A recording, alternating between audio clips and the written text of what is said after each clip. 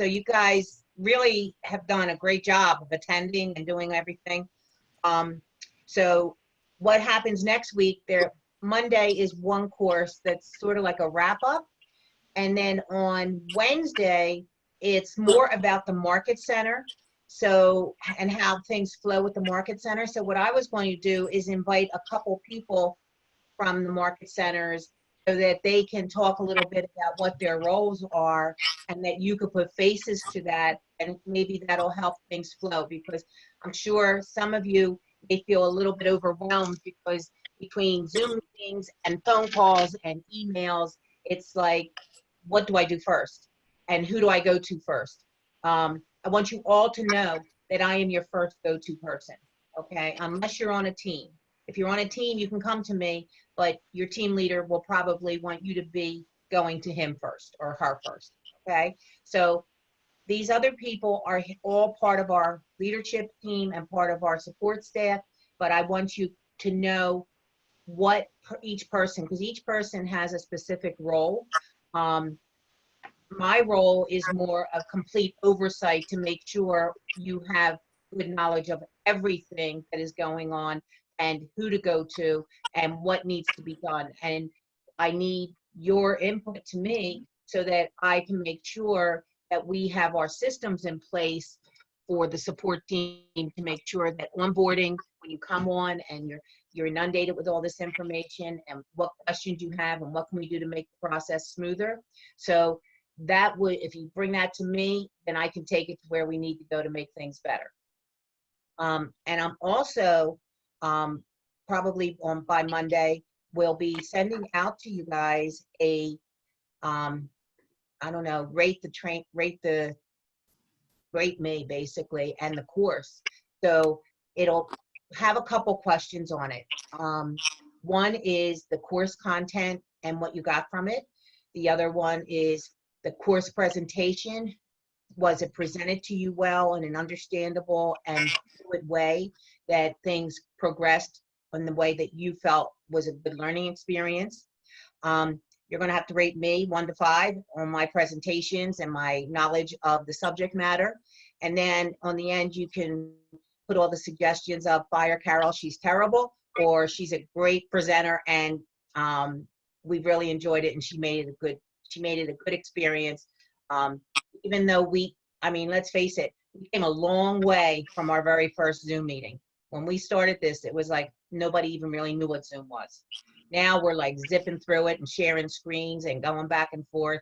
So we've all come a long way on this.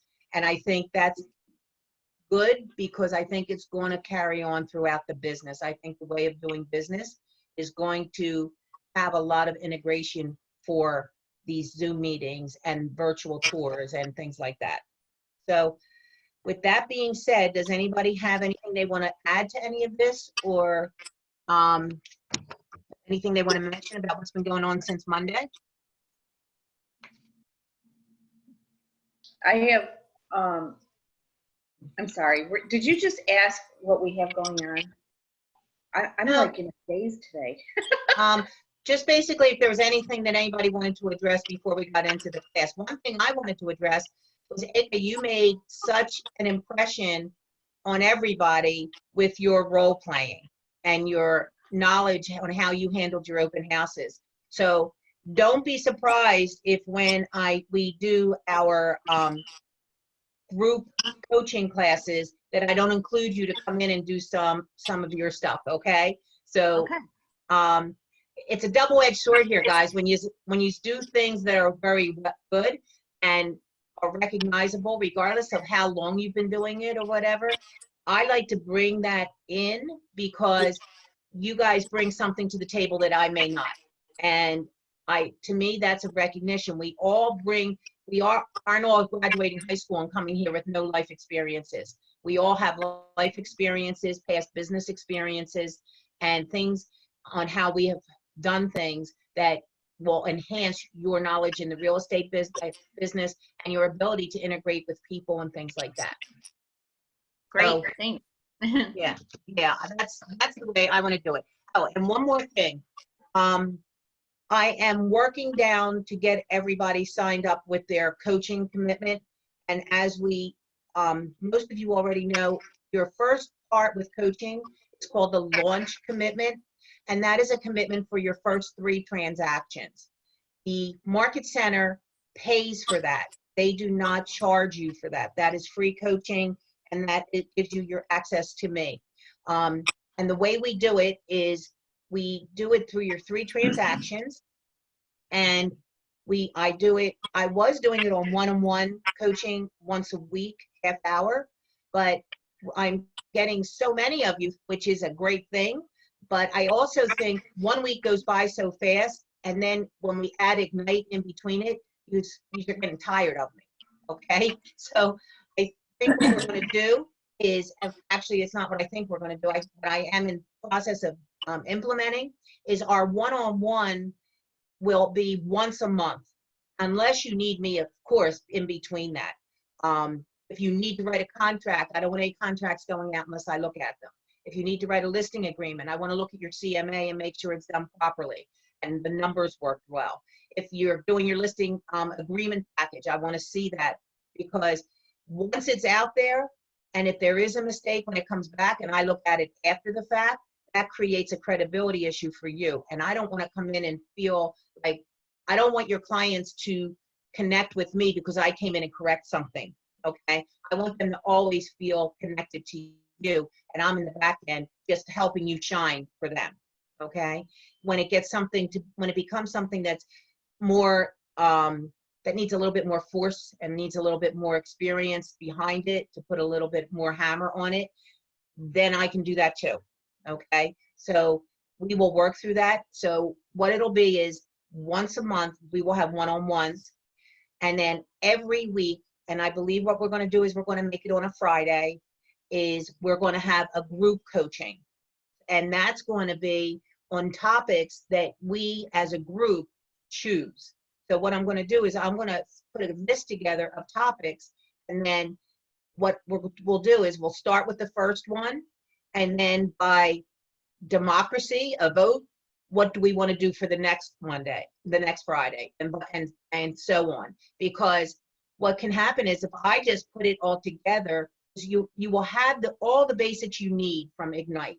But if I want to build on that, on specifics, like ACA with an open house, okay, we're going to build on that and give a full hour of open houses and preparation that you do for the open houses, and the follow-up that you do after the open houses, and how do you integrate that and put it into a command with a smart plan and all that kind of stuff.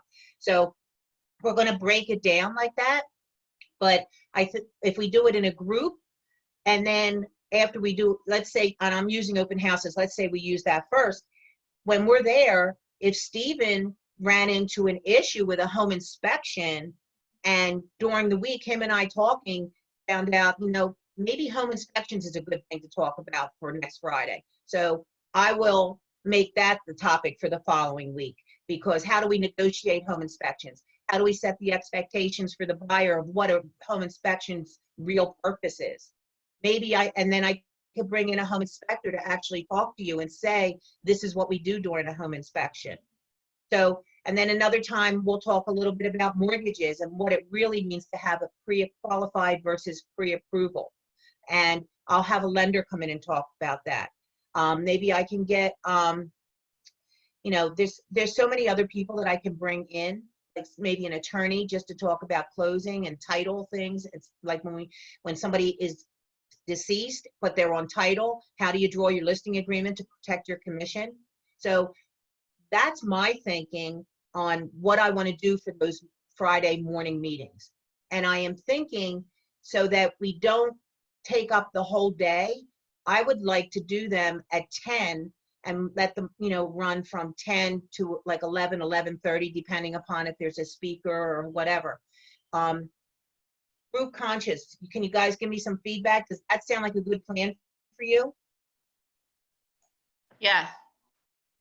Everybody's in, right? Yeah. Yeah. Love it. I think it's excellent. Okay, perfect. And then, of course, we are going to have our next Ignite course start. I'm going to give you that week break, and the next Ignite course starts in early May. Let me see what that date is. So May 11th will be when the elementals start. They'll still run the same Monday and Wednesday from 10 to 1. But what I've done is I've engaged our ALC members, who are the top 20% in production in our market centers, to bring them in to have them help too. So not that I'm not going to be around, but I am not going to be the primary speaker on those, because I want you to see other perspectives. Because like I've said to you guys 1,000,001 times, the beauty of real estate is it's your business. And I want you to see options. And then that way I do it versus the way somebody else does. My opinion is different than somebody else's, but they're all within the legal realm of being right. And then you can pick and choose what works for you with your personality and what your business plan is and where you want your business to go. Okay? My job as your coach is not to tell you what to do. It's to guide you in what you need to do and what could be done better so that you can become more successful faster.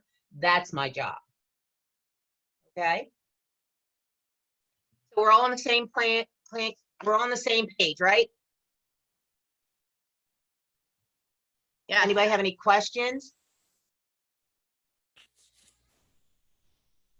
So everybody, I will be reaching out to you on a personal level to schedule the one-on-ones, because the initial one-on-one I will do with you will be about an hour, because we will talk about your business plan and we will talk about what your goals are. Remember that form that you filled out that had the center of how much you wanted to make, and then if you did make that, how your life would be better? My job we're going to work on is breaking down how do you get to that money, what activities are you going to do, and then we're going to go over your accountability form that you're going to send to me each week so I can see what you're doing. And if you're not getting to where you want to go, is it because you're putting a lot of effort in, but maybe effort in the wrong place? Or vice versa, maybe you're doing great. What are you doing that's making it work so well for you? Okay? All right, I'm going to start on the PowerPoint. We all ready to go? Yeah. Yes. Let's hit it. Okay. The other Monday, we were looking for buyers, and now we're looking for sellers. Okay. So here to me, sellers, you have heard me say, you have to list to last. You have to have the bread on the shelves to bring the buyers in. So that's why I am very strong based on listings. And the other thing about listings is, if you read in the MREA book, which is the Millionaire Real Estate Agent, Gary Keller will tell you it's all about leverage. And if you think about it, if you have buyers and you are showing houses and you have to prep for that and things like that, plus not to mention the running around to actually show them, that takes a lot of time. And most agents cannot handle more than 5 to 7 actively looking buyers at one time, because it's just not time effective. Because remember, we don't want you to run so many buyers that you're not doing lead gen, because you may be good now, but in 4 months from now, you won't. So we want to make sure that you are doing your lead generation all the time, which is why we talked about time blocking. And that's going to be a class that we're going to do too, is get your calendars out and let's literally look at how we time block. Lead generation has to be a daily thing. We talk about your 10-4, right? Everybody knows what our 10-4 is. 10 calls, 10 contacts into your database, 10 note cards sent out, and 10 properties visited, or at least right now, virtually visited. So with that and adding those buyers, you really won't have a whole lot of time to do much of anything else. And usually what happens is the buyers are immediate money to you, so you will tend to put all your focus in there, and then you stop lead generation. But then that's what gives the very high highs and the very low lows in the business. So we're talking about lead generation again for buyers and sellers. One of the biggest things about, and I say it's for buyers and sellers, but in the sellers, is understanding their motivation. And we've talked about this several times. We've talked about this when you start doing your initial phone contacts. And I'm going to change the screen so I can see you guys again. I hate it when I cannot see you and all I'm doing is looking at this. I feel like I'm talking to a PowerPoint presentation.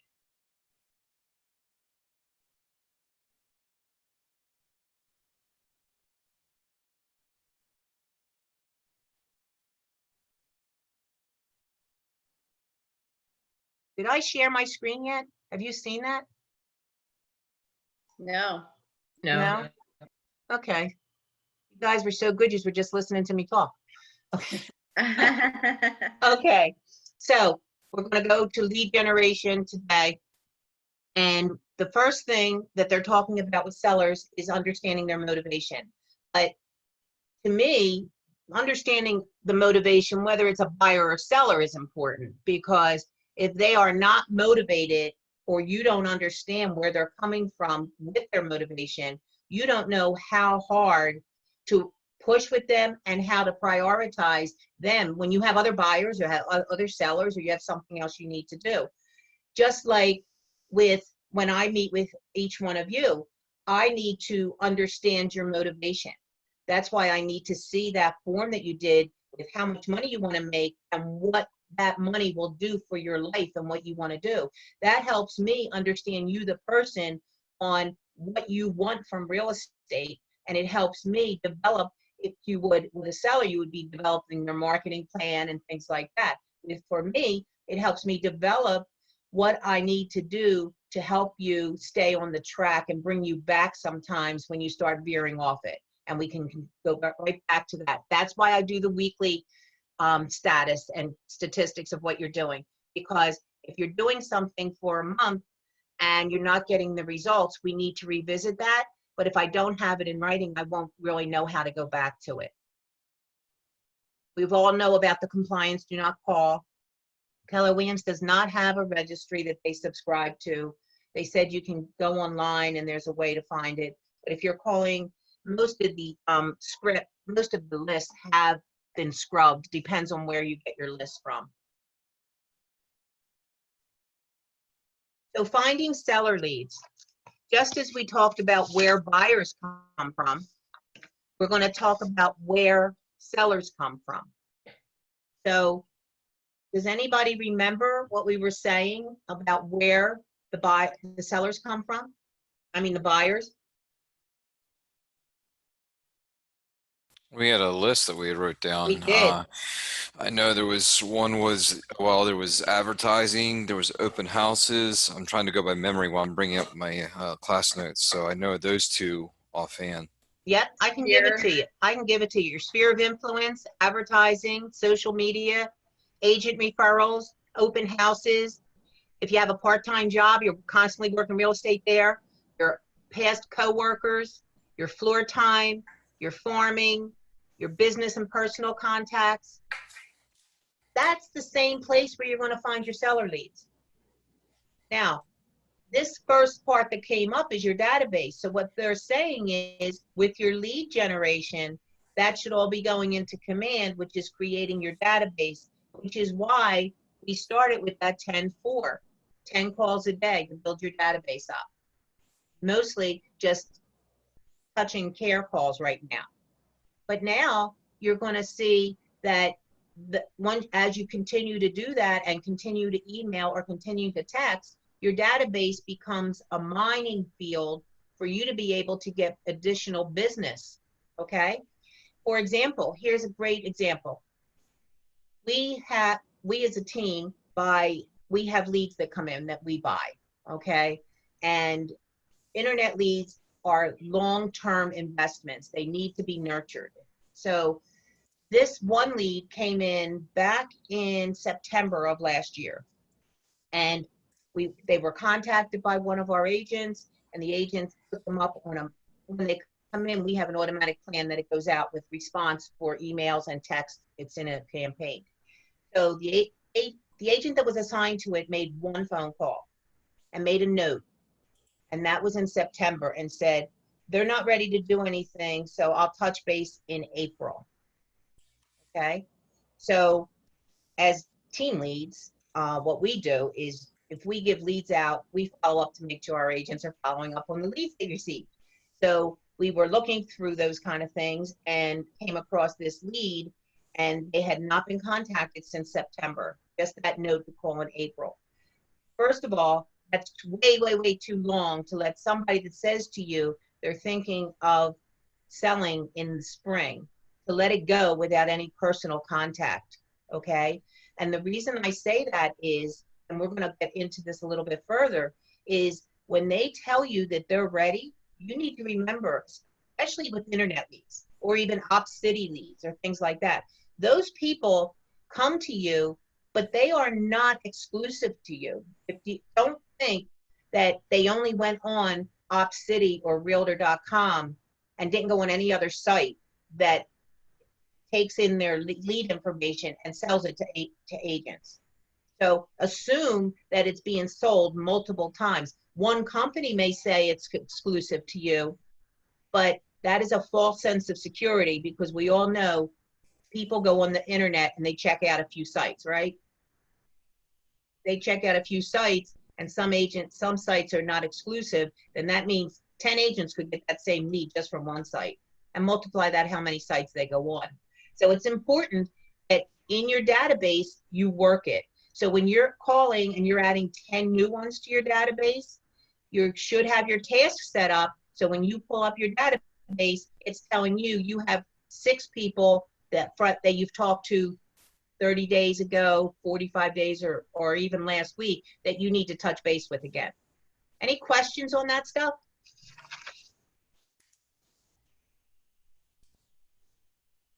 Okay.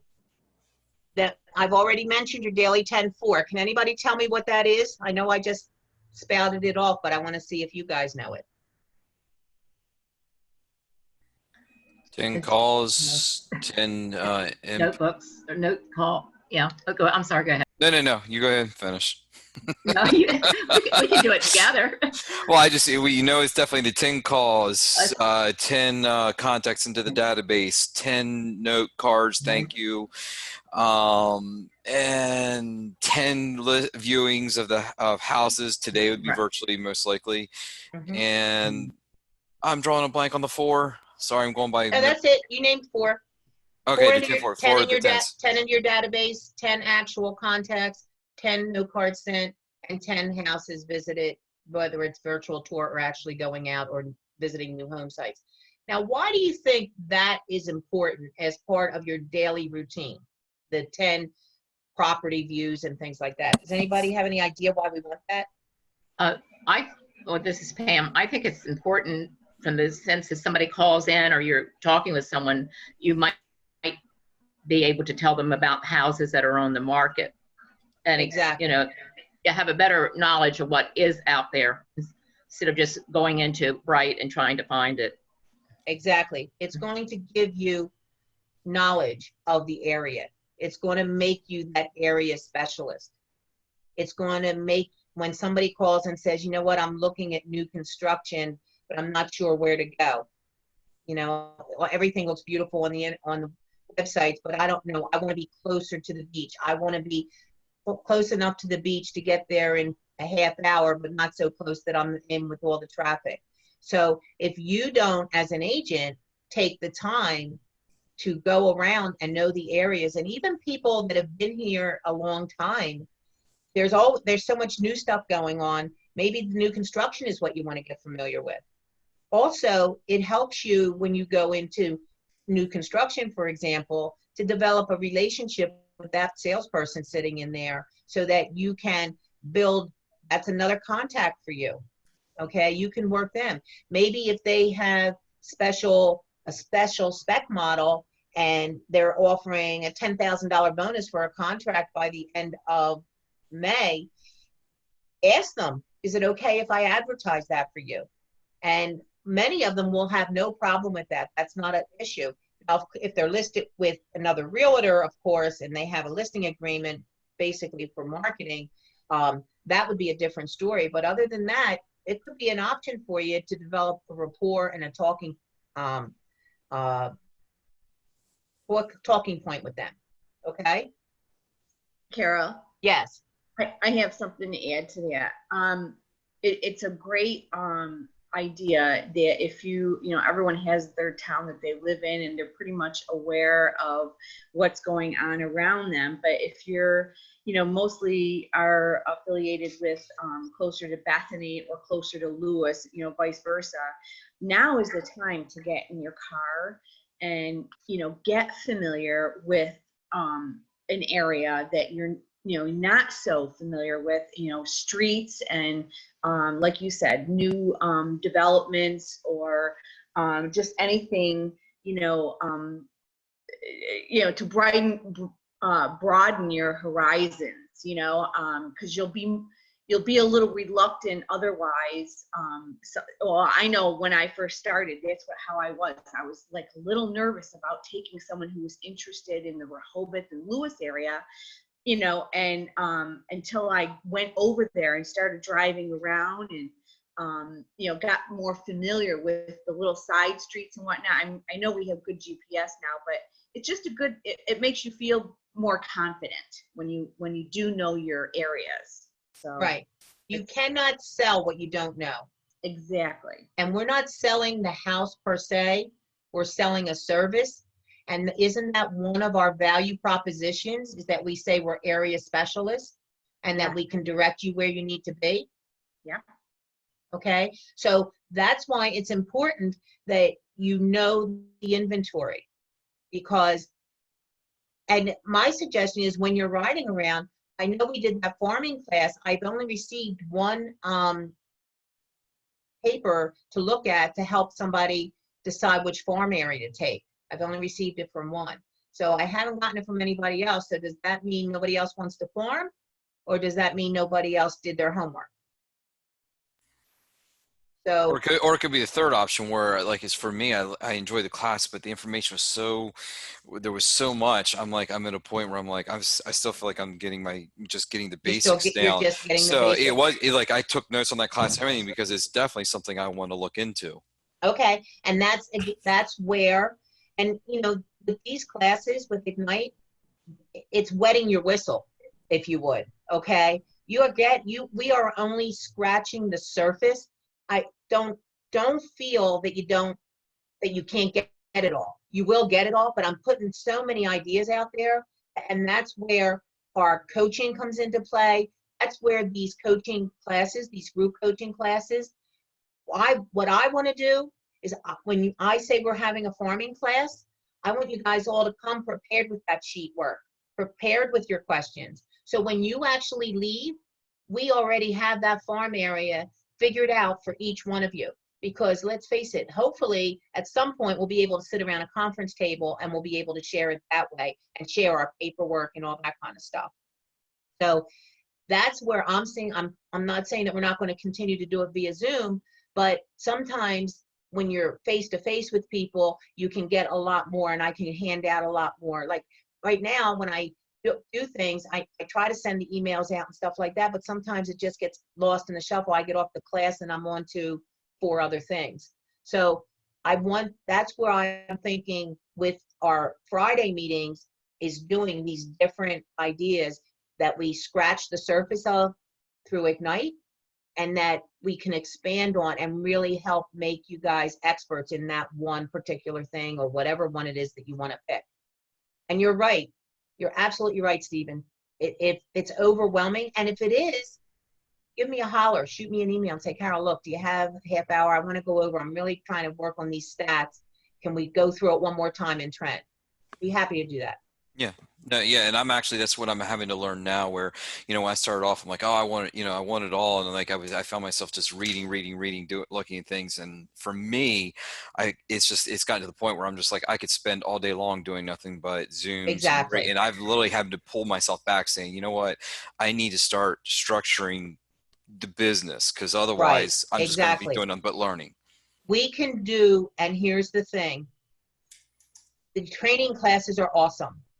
But if all the ideas are so overwhelming that you can't begin to implement them, then that's not beneficial to you. So we have to back off, which is exactly why I'm taking that long week off in between so that you guys can get yourself situated and ready to go on the next one. Okay. That's why I'm saying I'm going to take, I will know what's taught that week, and I may supplement that on that Friday, or I may go back to all these basics that we learned. Remember, look back on this. You guys came in, you were a clean slate for me, most of you, okay? So everything I put into you, you absorbed like a sponge, but it really didn't, there's no relativity yet, because it only becomes relative when you're actually doing it. Siri is a perfect example, okay? She learned about the contracts. We learned about how to go into Bright and how to go into Command and how to go into DocuSign when you're in the classes. But until you really have a buyer and you want to put that buyer's name in and you need to find out how to put those initials in, it's a whole new world, right? Yep, absolutely. So Just as a side, in the class, like Siri, with your first buyer, was it through OpCity or was it from something totally else? No, it was through OpCity. And yeah, and we just finalized the contract, and it just been, yeah, it started from OpCity, and it was actually my first lead from OpCity. And I thought, Oh wow, you're Siri, very firstly. well, you know what? Let's talk about this, because it wasn't just because she got a good lead. Siri, tell them how many things happened with that buyer and how frustrated they were with the other agents and how they just decided they couldn't do it and went on OpCity, and then they were lucky enough to get an agent like you. So fill that one in. Fill that in.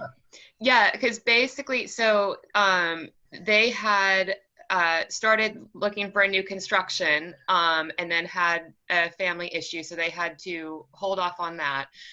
Started looking again, went with another agent, and that transaction fell through, and so they just weren't getting the results that they were looking for. They were really emphasizing, certain criteria that they really wanted, and they weren't getting that information on behalf of the other agent. So basically I listened to what it was that they weren't getting, focused my search around that, and then we just went at that point and then found what it was that they were looking for, but that one didn't end up panning out, so I immediately just went and reconfigured and reassessed with them what it was that they really wanted after that experience, and then that's how we settled with the one that we ended up finding, and it's all come together. So, but they were really, really, they've been wonderful to work with, and I mean, they already had their pre-qualification in line.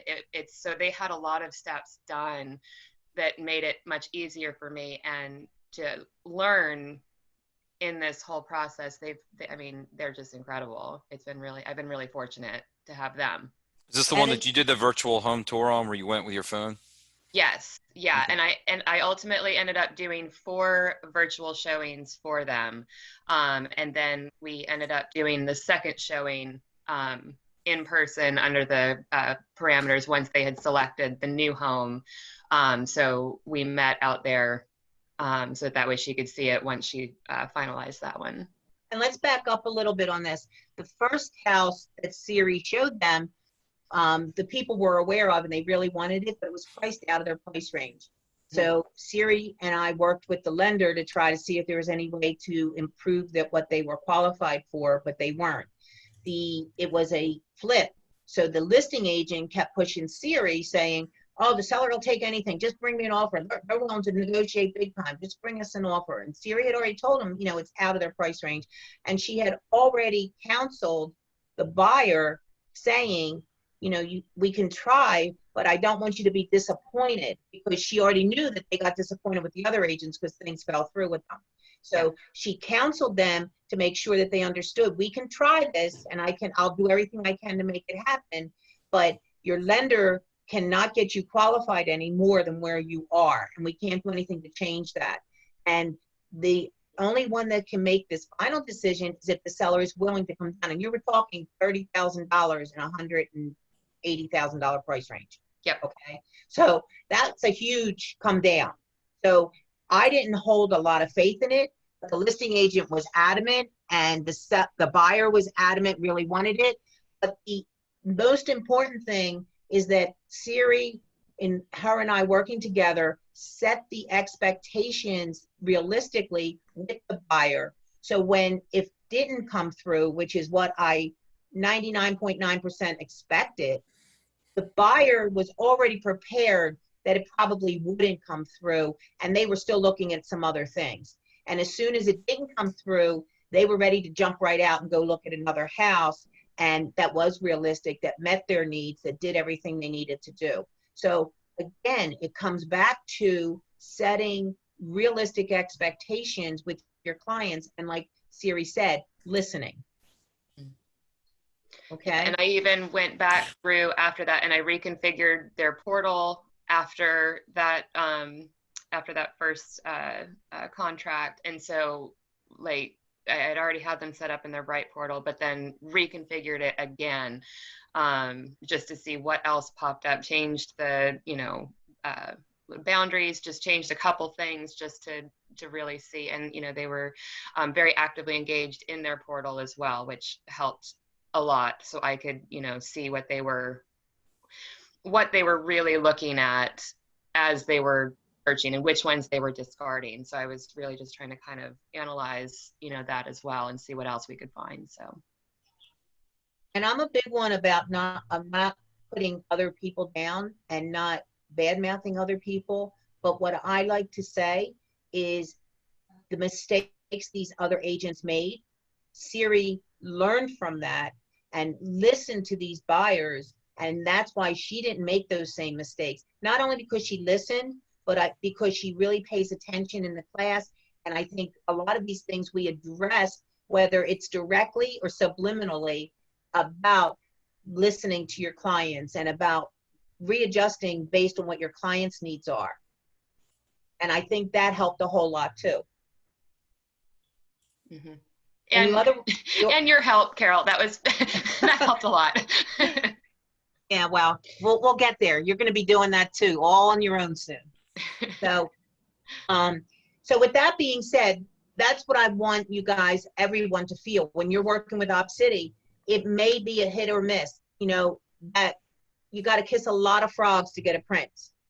So, question about OpCity, because where I've just recently, as far as sign up, they give you where they basically tell you can set price ranges, everything what you want to be notified with. At our stage, at least for someone like me who's brand new, do you just say I'll accept anything, or do you think there's a threshold where you're like, you know what, you want to be careful of how little you're going to work for? Here's what I think. OpCity, the model, because I've been investigating it a little bit more so that I have a better understanding, so I can help you guys with that. OpCity is set up that they give the leads to agents based on what their criteria are, but they new people that just come on that have no history of closing with OpCity, and I'm not talking about your experience level, I'm talking about your experience level with OpCity directly, is if you don't have a closing rate with them, they will give you the lower priced ones. Okay. To sort of test you, sort of put you on an apprenticeship. Mm-hmm. Stephen, also to that, to note, so basically it's set at a certain price range. You to start, at least for my settings, and I think that this is universal. It's for land, and it's for mobile, and I forget what the 3 criteria. So you don't even it's very limited. And this first lead actually started off of a search for land because they were looking to potentially build. Right. So it started out at a very low price point, and basically took that and just in talking and exploring the options, because it started out as a search for a property just for land, and the whole thing started with talking to Carol on how do I start exploring septic systems and mound systems and stuff like that on a plot that they were looking at to build. Okay. All right. No, that's kind of just what I needed to know. Yep. I was curious if some of these things that have been coming across, because I've only had a few so far, but now that I know that, and the other thing I remember you and Michael saying is that it's important to, if you can, you jump on it, like as soon as you get the notification, hit it, right? Because you only have a matter of seconds. Yeah, it's like literally 2 seconds, and you've got to have your phone in your hand. Okay. Yeah, I mean, Okay. just to that point, I'm looking at the app now. I've claimed 16 leads, Mhm. and there've been 41 other ones that were already claimed that prior. So there's been 57 that have come through, and I've been quick enough to get 16 of them. Michael, where did you find that? Because that's what I'm kind of curious about. I know we're kind of going on a tangent. I was gonna say, here, but yeah. sorry we hijacked your Zoom call. I'm so sorry. If you have, That's if you have all the right, app, guys. as soon as you open the app, it should tell you your referral alerts, or Yeah. if not, go down to the bottom, hit referrals, Yeah, I see it. Okay. and it should tell you how many expired, already claimed, and how many you won. Gotcha. Yeah, because I'm at 15, but my screen shows different, and I just was wondering on the total amount through, and I guess it's because I don't have my app on all the time. That just Sierra, are you in the Salisbury area, Ocean City, or Bethany? Lewis. Lewis, okay. Yeah. Okay. I think what we should do is maybe one of our Friday classes be on Op City and leads coming in, internet leads, things like that. What do you think? Done. Yes. Okay. See how we just keep building these classes? You guys are never going to leave me. I love it. Carol, Yes. can I ask you a question? Sure, Eka. Okay. I have virtual showing today, and my buyer, she's a real estate agent in Pennsylvania, Okay.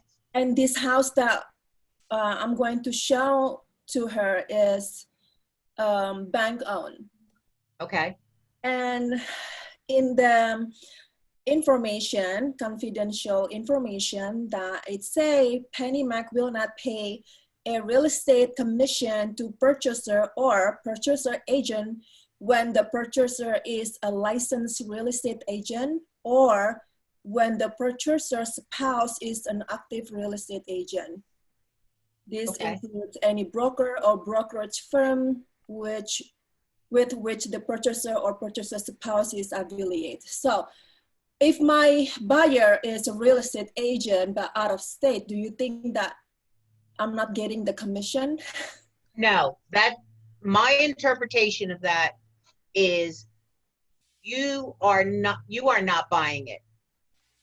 Okay. Okay. The buyer may be a licensed agent, but not in the jurisdiction of the property.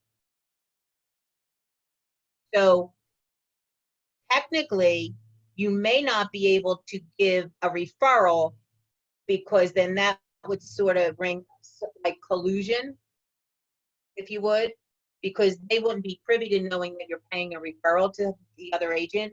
I'm not paying her a referral, but I mean, Okay, so if you're not paying a referral, she's just a buyer coming to you? yeah. Okay, she's just a buyer coming to you. So, It's saying here purchaser agent when the purchaser is a licensed real estate agent. okay, they may not be specific enough saying licensed agent in the jurisdiction where the property is. Okay. Okay, it's a bank owned, so there's an agent there. Yes, I contact her, but she hasn't got back to me yet. Yeah, I hey asked, guys, just when you know, when you have to work with agents that are agents that work with a lot of bank REOs and things like that, those agents take those deals with usually about 1% to 2% commission to them, and there's a lot of work on them, and they tend not to be as responsive as what regular agents are on a regular property with a seller, because it's very non-emotional when you're dealing with bank-owned properties. And Jeremy's not on the call, but he can attest to that because he put together one, and it's a VA-owned property, and that agent, you know, tried to sort of steamroll them, but that didn't happen. And we are getting the contracts, if not yesterday, late yesterday, today. So you just gotta watch. Eka, if you want to send that to me, send me the MLS and let me take a look at it. okay. Okay, then that way I just want to make sure that your commission is protected. Okay, thank you. Okay, and one more thing, guys, and this goes for anybody showing houses with virtual.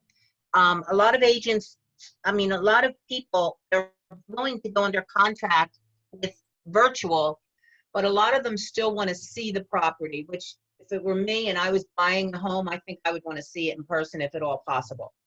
So with that in mind, you take the virtual, and in Maryland, I'd have to check the rules 100% before I say for sure it's in Maryland. But in Delaware, we can do the virtual tour, and then we can still show properties.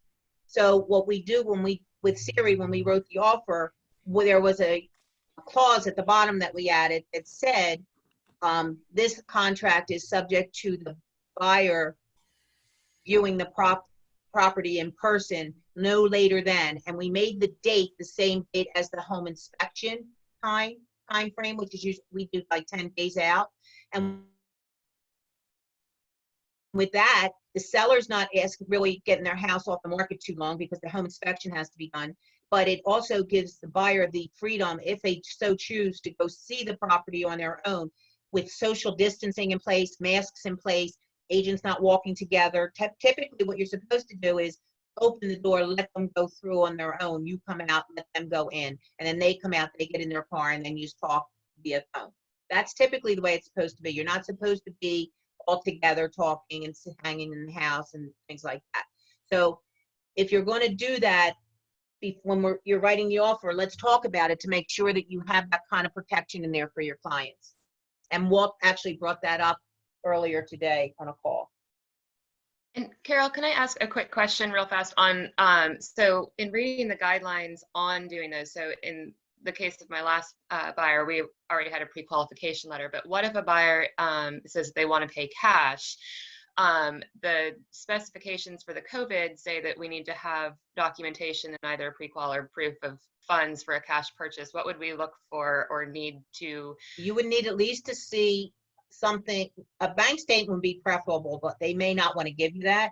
Sure. They would have to at least give you a letter on bank letterhead stating that Mr. and Mrs. Smith have sufficient funds to complete the purchase of a property at $250,000.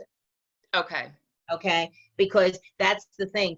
This is not the way it used to be, where you planned a day and you showed 5 houses to somebody and they didn't want to get pre-approved, but you invested at least a couple hours with them to build a rapport, and then you go and get them to talk to a lender. Right now, you should not be taking anybody out that you do not have a pre-approval in your hands.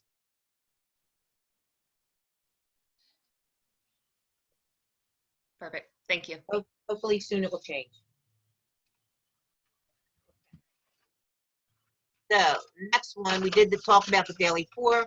Open houses, we've talked about that. Right now, again, we're back to virtual open houses for now, but it's still a way, not as good as when you can be in front of them the way it can and turn them around, but it's still a way, and you can still make your calls surrounding that virtual open house and just say, introduce yourself to the people that live in the neighborhood and say, I just wanted to let you know, although we can't have people in and out of the homes right now because of COVID-19, I am going to have a virtual open house. Do you want me to send the link to you? Or do you know anybody that may be interested in seeing it? I'd like to put that out there. So we just have to adapt right now, because I don't see things loosening up a whole lot. I think what you're going to see is a little bit and a little bit and a little bit, but I don't think you're going to see everybody running out ready to run into open houses right away. But like me personally, I'm not ready to run out and go into a restaurant and have people sitting right next to me. So it's going to be, regardless of what the governors do when they let people out and start doing, I think it's going to be based on the individual preferences of the people. And that's what you need to do when you talk with your clients and you establish that rapport. Okay? Any questions? And then we have referrals. The better job you do with your clients and your database, the better chance you have of getting referrals. Now, this is a lot. This doesn't have a whole lot in here, but we just went through a whole list. To me, the same way that you look and find buyers is the same way you find sellers. So we had a whole list the last time, right? So just as we qualify sellers, qualify buyers, we need to actually qualify seller leads. And it says qualify and convert seller leads. So what that means is you have to ask the right questions of a seller or a potential seller to get them to where you want them to be and to get them to a point of having an appointment with them and be, doing your research. So what we're going to do is, here's some connecting questions. Okay, so let me try to get this out. If you go down here, you'll see who, what, when, why, another when, and how, right? So here's some questions you can talk to when you're talking to people. If you're calling around an area, just talking, do you want to buy or sell a home? Oh, really? You're really thinking about selling? Okay, can you tell me a little bit, and things like that. But if you work your database, this first one of tell me about your family, job, and life, you've already have established that if you work your database properly, right? Okay, yes, I'm assuming. Yes. Okay. So if you're working your database right, you've developed those questions already. Now, by doing working your database, making your calls, staying in touch, you're following the Ford program, right? Can anybody tell me what F stands for in Ford?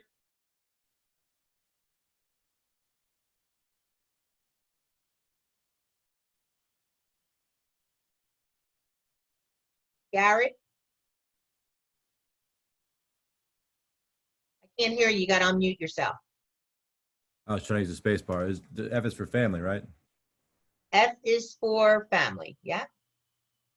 So what that means is when you're talking to people and you call them on your database, you're trying to make sure you have things in your head on what you're going to talk about. So the first one is, how's your family doing? Oh, I just found out my daughter, think about this one. I just found out my daughter's pregnant and going to be having a baby in the summertime. Oh, that's great. Well, do they live near you? Or, are they around the area? So now you could turn around and turn that into what is the daughter doing, right? What does O stand for? Occupation. Thank you. Okay. And R? Recreation. And what do we mean by that? Why do we care what they do in recreation? They might want to be in a golfing community or a swimming community or something of that order. Mm-hmm. And it also gives you a connect. If they say, when you say, what do you like to do on your time off? And they say they love to go boating, and you're a boater. Do you think you have a real great connection at that point? Absolutely. I mean, I like what one agent, a veteran agent, told me. He said, you can just be someone who's just trying to close a deal. He's like, but they come and go. He's like, but if you're looking to actually truly build a business, he's like, you need to build a clientele, and you're only going to build a clientele when you build relationships, and you only build relationships by knowing who they are and what they like. Exactly. A business will thrive on relationships. If you're a one and done kind of guy moving on to the next deal, you are only as good as your last deal. And we all start at 0 for commissions on January 1st. So you get experience through all this, but agents that want to tell you how long they've been in the business and stuff like that, I find a lot of agents, the longer they're in the business, the more jaded they get. I think there's that line of learning and knowing what works best for them and what doesn't work for them. But there's also that part of they don't want to take up city leads because there's no way they're running mobile homes. And you know what? They may not need to run that. But let's face it, when you're newer in the business, or when you're in the business and the business is slow, you do whatever you need to do to put a transaction together. So let's say from Op City, you get that mobile home. Okay, a mobile home lead, and you show it, and it's only a $50,000 transaction, but you do a great job for them, and you treat them important, because even though they may only be buying a mobile home that's 50,000, that's their home and that's what they can afford. And they deserve to be treated as well as somebody that's buying a $500,000 home. So, but you got to remember, they know other people too. So that's where the relationship building comes in, right? I'll tell an old story was when up in New Jersey, we were in more of a rural area, and our office, this guy walked in one day and he had muddy work boots on and he had an old pickup truck that was all beat up, and he came in and he just started talking and asking questions, an older gentleman. And you know, at our office, we had like a little place, we sat down, we had coffee, I was talking with him and stuff like that. Comes a week later, he comes back. Here he owned 100 acres and he was a farmer and he wanted to sell. And at the time we were working with a developer that was looking to buy land. So we listed this farmer's house, farmer's land, sold it. The developer developed it all out into lots. We then sold it to AP Orleans, which was a builder in the area, and then sold the 40 houses that we listed, the 40 houses, new construction that they had. All because that man that walked into our office, I treated him as a person. And was I upset when I had to run the vacuum when he left? Was I complaining? Absolutely. But look what happened. I didn't let him know. Okay. So wait a second, he just bought you like 5 vacuums. So he bought me a new building. What are you talking about? He bought me a new building. So that's what I'm saying. That's my everyday life. Mud around the house. Just is living on a farm. See? So that's where we are. So when I say to you, take every opportunity, work it to its fullest, and then, of course, you're going to have to pick and choose further down the road if you get that busy, but that's not a bad problem to have. And when that happens, you can graciously say to another new agent and say, look, you know what, I've been doing this for a couple of years now and I'm so busy. I referred a buyer to you. Do you want to, you know, are you okay with that? They would be thrilled, right? So it's relationships with our clients and it's relationships with our coworkers. So then we're going to, you're assessing their wants and needs. What are they looking for? Where they want to be? Then you're going to pinpoint their location. Where would they like to buy? Now remember, connecting questions look like they're for either a buyer or a seller. Depends on who you're talking to, but they're giving you ideas because a seller could very likely be a buyer too. So when you start talking to them and they say they want to move, or they want to sell their house, your next question is, oh, well, where are you looking to move to? Oh, well, we're going to retire down to Florida. Okay, well, no problem. I can help you there and we can coordinate it because I can put you in touch with a great Keller Williams agent in that area. And together we will make this as seamless as possible. So that way, you know that you're working both ways to keep them connected and serviced, okay? Determining their motivation. Why are they moving? They're retiring, they're downsizing, they're upsizing, they have babies coming, they're going to be relocated. There's a whole lot of reasons, right? Carol, can I ask a question about the pinpoint their location? Yes. When they say we just want to be in the beach area, it can be Lewis, Rehoboth, or Bethany. Do you, when you're trying to get the stuff together for them, do you put all 3 in, or you just say beach area? Or are you talking for buyers or sellers? A buyer. Okay. Well, first of all, what's going to be the big determining factor? Price. Probably, price. Okay. Or how close you can get to the water with the amount of money. How about qualification? Okay. Okay. Yeah. Okay. I would like to be on the beach too, but I can't afford $1.5 million. So what is their, first you got to start with their qualifications. Then that dictates, are they on the east side or the west side of one coastal highway, right? Yes. Yes. And then you go to the next one. So it's not that easy. They all want to be close to the beach, but the first part is, what are they qualified to buy? Okay. So running a search that's closer to the beach for homes that they're not qualified for doesn't help. Okay. And if anything, it will frustrate them. And sometimes, usually you'll lose them. And that was actually what happened with Siri. That other agent was sending them things that they couldn't buy and that didn't meet the criteria of what they wanted. So you have to educate people sometimes. You know, I understand that you really want to be close to the beach, but the closer to the beach, the more expensive it is. So since you already talked to the lender and I know that, you know, your maximum purchase price is 300, I can get you close to the beach, but I can't get you, you know, right at the beach. But if I get you within a half-hour traveling time, is that okay? So, you know, and some people, you know, prefer to be within traveling distance to the beach, but they prefer not to be right in the crazy hubbub where the real expensive stuff is, because they like to be a little bit quieter and less traffic. Okay, thank you. Determine their motivation. Why are they moving? We already did that. Get a feeling for their timeline. That's huge. You know, are you thinking about, you know, is there something that you want to do soon within the next 30 to 60 days? Or is it something that you're thinking in the future, like after the kids are out of school or when they go back to school in the fall? So that's how you're going to establish when they want to do it, which establishes their motivation with you, right?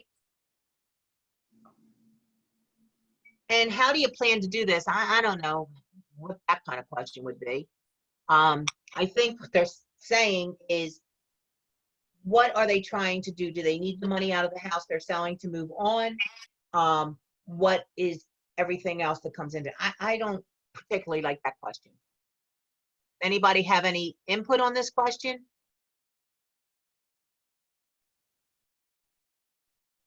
Okay, that's how I feel about it too.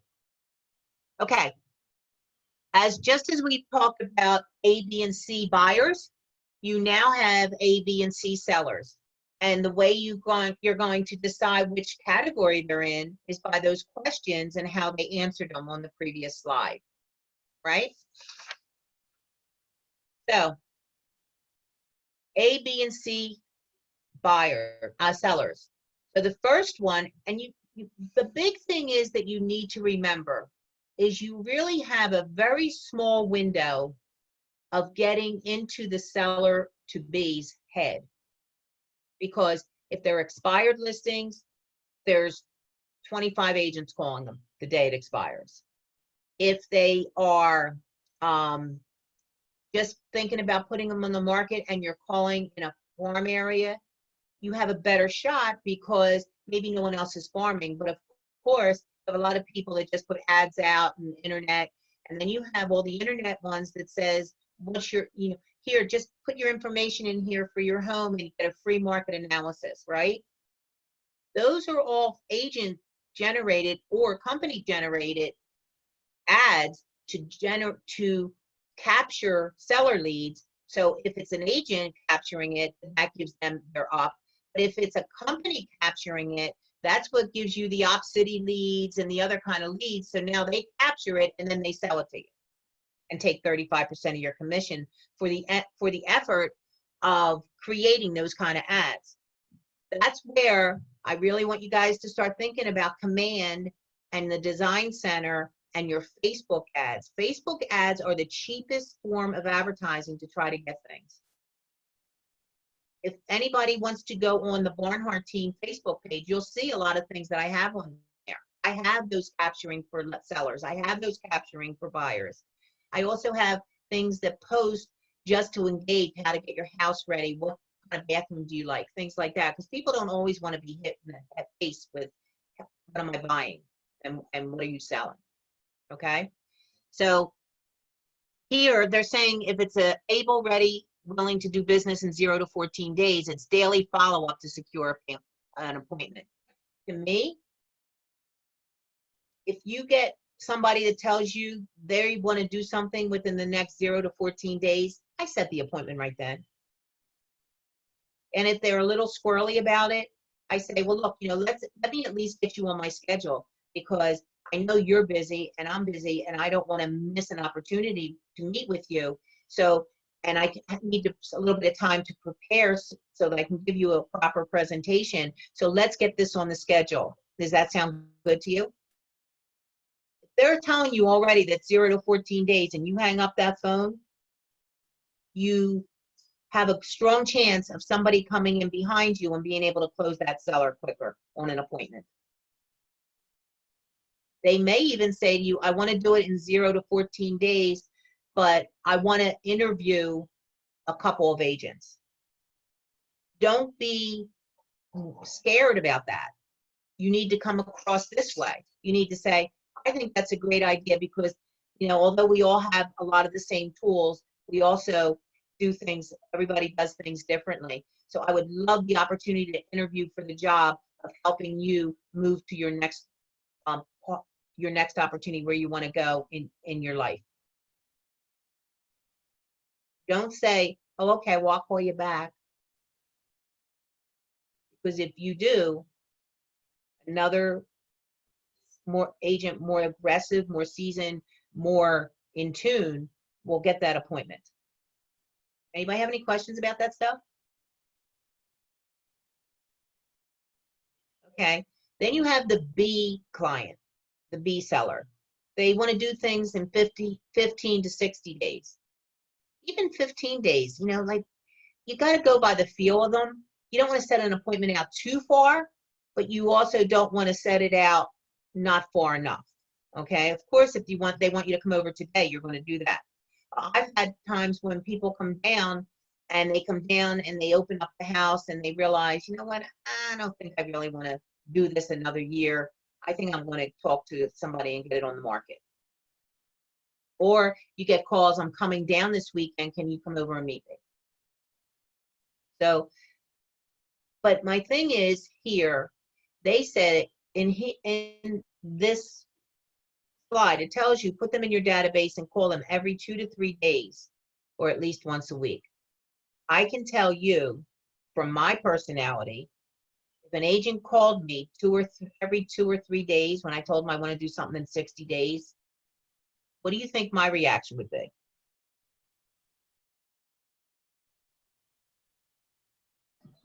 Probably get lost. Yeah, my personality, I'm the kind of person that doesn't need to be pushed. I don't like to be pushed. So my personality is, if I told you I want to do something in 60 days and I told you, give me a call in a couple of weeks, that's what I want you to do. I don't want you to call me in 2 to 3 days. And this is where it comes that these PowerPoints give you what they say works, and it does work. But if it doesn't work for you, then you have the right to fine tune it to work for you, to what you feel comfortable with. It wouldn't work for me. If it would make me feel uncomfortable if somebody did that to me, I wouldn't do it to them. Does that make sense? But I also would not wait 60 days and call them back in 60 days. Getting back to that example I gave you about that internet lead. So the internet lead came in September. They were contacted and they told the agent, I'm not ready to do anything, but I'll do something probably, I'm thinking about the spring. They were set up on an automatic email campaign, but the agent never followed up with text, just touching base, or a, hey, happy Thanksgiving. I just wanted to let you know I haven't forgot about you. Looking forward to working with you in the spring. Or a Happy New Year postcard, thinking about you. We'll talk to you in March. Can you see the difference if you contacted them that way, as opposed to putting them on just on an email campaign and talking to them September and then thinking you're going to pick up the phone and call them in April and get a listing? What do you guys think about that kind of follow-up?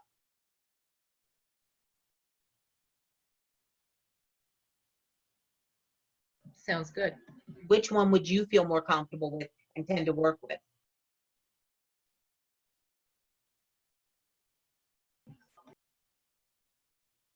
I think you need to, you have to listen, and you'll get a feel from the tone in their voice, and if they're approachable or a little standoffish, and really just listen to what they're saying to you. Exactly. So, But there's no way that a lead fills something out in September and they should not be contacted in more than just an email until April. And I can tell you what happened. Bob picked up the phone and called these people when he saw it yesterday or day before, and he was like really upset because we're paying for leads and these leads are slipping through the cracks. Okay, so he called the people and just, called as the team leader, and I'm just following up. I see, you would talk to so-and-so and things. I just want to see where your mind is, because I don't see anything else here. And the guy said, funny you should call, because I was ready to call an agent to come in and talk to me. I wanted to get my house listed this week. Bob's at that listing appointment right now. So saying that to you, I'm telling you this from experience. I'm telling you this from when you get leads and nurturing them. I'm telling you that internet leads need to be nurtured long, but they need to be nurtured consistently. I'm telling you farming needs to be consistent. Don't jump into something and spend money and think you're going to get a return in 30 to 60 days. Plan at least a strong 6 to 9 months of whatever source it is that you want to utilize. And like I've told you all, there should be 3 methods that you want to focus on. And then after 6 months to 9 months, you're not seeing a return on your investment of time and money, then we can discuss, maybe I need to switch this over. Maybe it's a bad farm area that you picked, maybe you picked it because you liked the houses and you liked the price range of the houses. You didn't really research the statistics, and the turnover is not really there. It turns over, at the average days on the market are 200 days. Or there's only been 3 homes sold in the past 18 months. So the activity in that farm area does not justify a lot of effort into that farm area. Okay. And then you have your C seller. So those sellers are ready, willing, and able to do business, but they're just not ready yet. To me, they say put them in your database and call them monthly. I think that's reasonable. I also say, when they say put them in your database, that means there should be a follow-up plan of touch during that time too, okay? If you call them monthly, you can also put them in your database. They could get a text monthly, and then maybe every 45 days you could do a phone call. Maybe you could send them an email every 30 days, a text every 60 days, a phone call every 45 days. You can plan that up in your campaigns, okay? So I always say use different modes of connecting with the client, because that's the only way you're going to know how they respond and which mode of communication they respond to best. There's people that if you call them, they never answer the phone. You text them, they call you right back. Anybody have any of those? Anybody guilty of that same thing? yep. Okay. If you call and they don't know that phone number, they're probably not going to answer. Which is why I say to you, when you're doing your lead generation calls and you pick a farm area and you start, maybe the first thing would be a text. Or maybe a really nice thing would be a nice letter, okay, that gets mailed out. Or even a postcard and introducing yourself. Something that can get into their hands and they can actually look at, as opposed to a phone call with a phone number that they don't recognize. And some of them, if you text them and you're calling them, texting them from a call standpoint, like just like a farming standpoint, some people get upset because they feel like you invaded their privacy. So you just got to decide what works for you and what works for your clients. Okay? Not a one size fits all.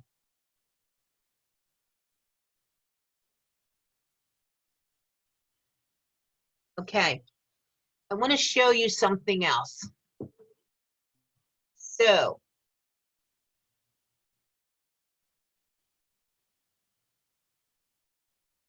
in your Ignite toolkit,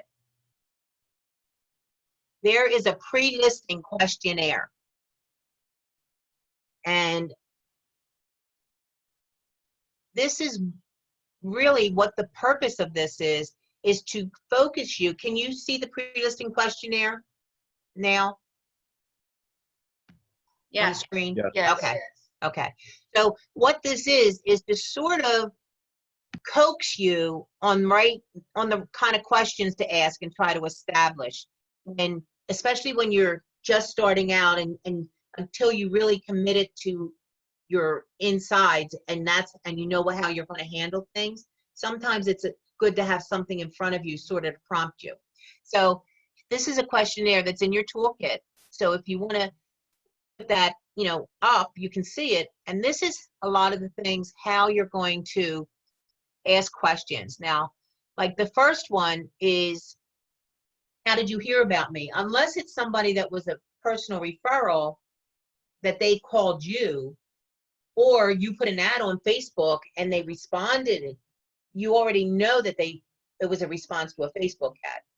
If they just called you out of the clear blue sky and just said, I'm just calling because I wanted to list my house, you need to ask them, how'd you hear about me? Oh, I've seen your signs around, and I live in the neighborhood, and I got one of your postcards one time. And the reason why you ask that is a couple things. Number one, you want to find out what mode of communication worked with this guy. Number two, you want to know where the lead came from so that you know and you can track the money that you're spending on things, or on leads or on Facebook ads or on postcards. Is that money giving you a return?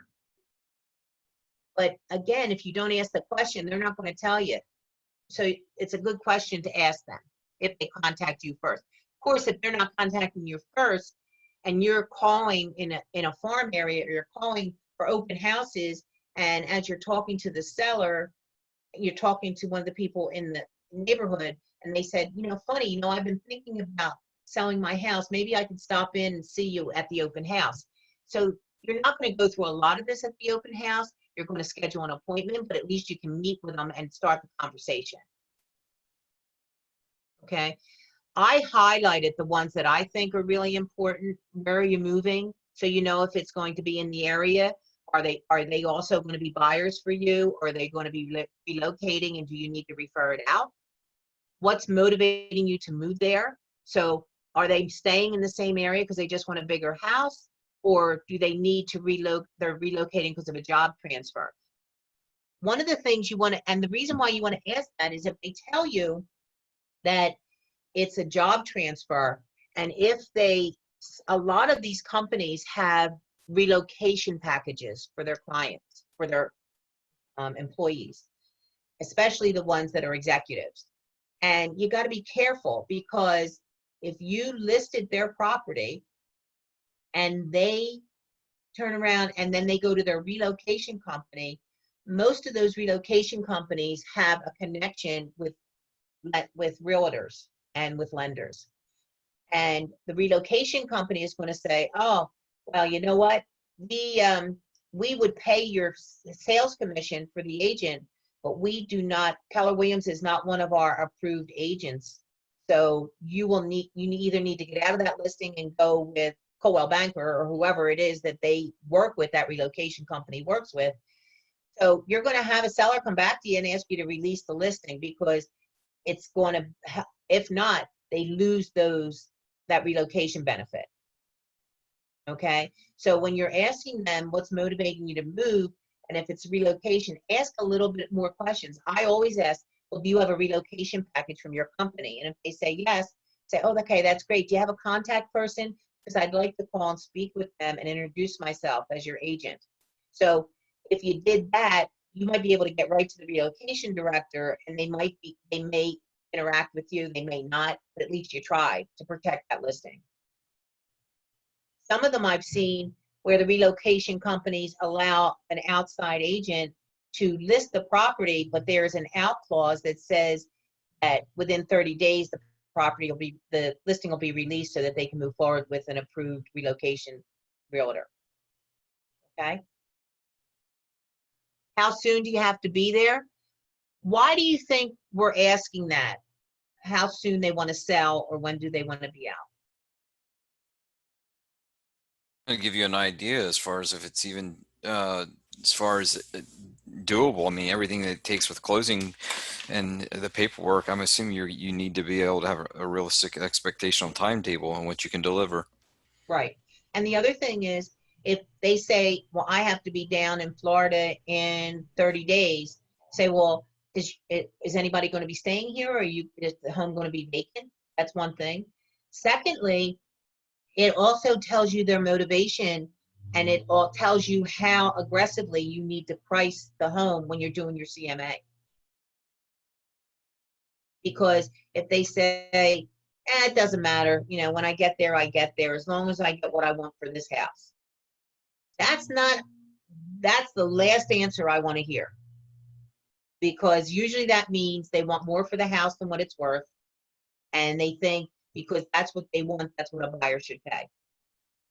So that I don't like that kind of answer. If they say to me, well, when we get this sold, we can move, but I'd like to be down there by the end of the summer, that gives me a little bit better to work with. So now I know I have 90 to 120 days. That gives me the first 45 days I better get it sold. So that helps me with how I do my CMA and how aggressively we price, and how, when I give them a price range, where we go with that. The question, the next one, if we sell your home in the next 30 days, will that pose a problem for you? If yes, what would the problem be? That's not usually a question that I would ask, but it depends on what the communication is and what the answers have been to the previous questions. What would happen if your home did not sell? I wouldn't even put that in their mind, because that's almost like you're saying there's a possibility I won't be able to sell it. And if I was talking to someone and they weren't sure of what they were doing and didn't believe in their ability to sell my home, I don't know if I would want to list my home with them. But again, some of these things are my personal opinion.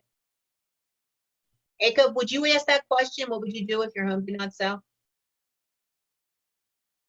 No, Right. I did not. Julie, how about you? No, I haven't asked that. Yeah. And that's what I'm saying. To me, that's not a question I would ask, because it's not as much as the question and the answer they would give. To me, that would give an impression that I'm not sure I can sell your house. So I'm setting them up for failure. And if anybody that's been through Bold knows, at Keller Williams, we don't try. Try is not an option. We just do, right? Right. So we will sell that house. Carol, if they asked you the question, what do you think will happen if the house doesn't sell? I need to sell it right away. Would you say that kind of answer like you just said, we will sell it? Be so positive about it? Well, if they said to me, what would happen if this home doesn't sell? Then I go into the conversation of, there are 3 reasons why what dictates the house selling. One is condition, and your home is beautiful. You have everything maintained. There's a few things I want you to do. I want you to declutter a little bit and all, but I think our condition is good. The other is location, and you're in a great location. But the biggest thing that dictates whether a house sells is price. Yeah. And when we get to our market analysis, when we get through my whole presentation, I will show you the range, because I never suggest that you give them an exact number. I suggest that you give them a range that it sells, from the lowest to the highest, depending upon your comps. Now, you and I know, as an agent, you really want to list it to the low side, hopefully, because that's usually the more realistic side. Actually, I think more in the middle is better. But you know, a seller, they're going to pick the highest number, right? So one of the things is, and the reason why I give a range is because if they pick the highest number, I have that conversation. Well, look, here's the comps.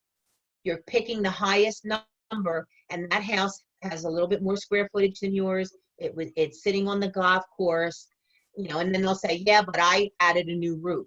Well, most people don't add new roofs unless their roof is leaking. So a new roof does not give any more value to the house. It just means that it's been maintained.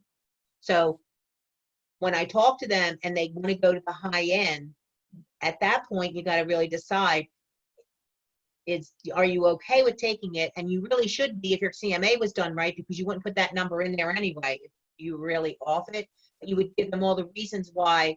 I said, somewhere in the middle is where I expect it to sell, depending on the condition. Now, if this house is maxed out and you checked out the comps and this one blows the other ones away, but the area dictates this number, then you're comfortable going with the highest number. Right? Did it seem like I didn't give you any answer to that? No, you did. You did. I mean, Okay. okay, thank you very much. I'm sorry, I couldn't get it unmuted fast enough. No problem. Ika, how would you, never mind. I'm sorry. I was thinking of something else. I'll get back to you. So now it's, how much do you want to list your home for? First of all, I never use the word list with people. I always use the word sell. How much do you want? And I don't even ask them, how much do you want to sell your home for? I show them the comps, I show them the range, and I ask them, where do you think your home will sell? What price range do you think your home will sell? Because to me, when you say list, that sounds like a realtor lingo. That doesn't sound like seller lingo, because I'm not there to list their home. I'm there to market it, to sell it. A house that's listed but never sells does no one any good. So that's why I don't use that word.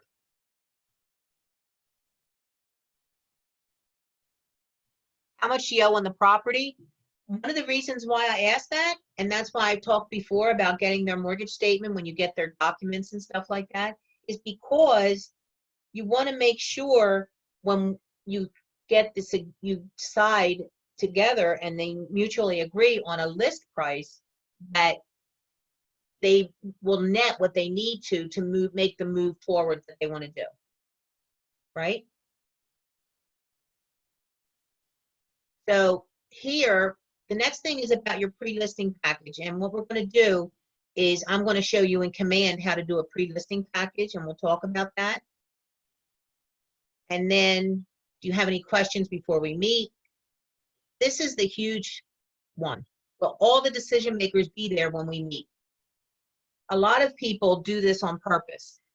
Only one will be there so that they have that out to say, well, look, I'll talk to my wife about it and I'll get back to you.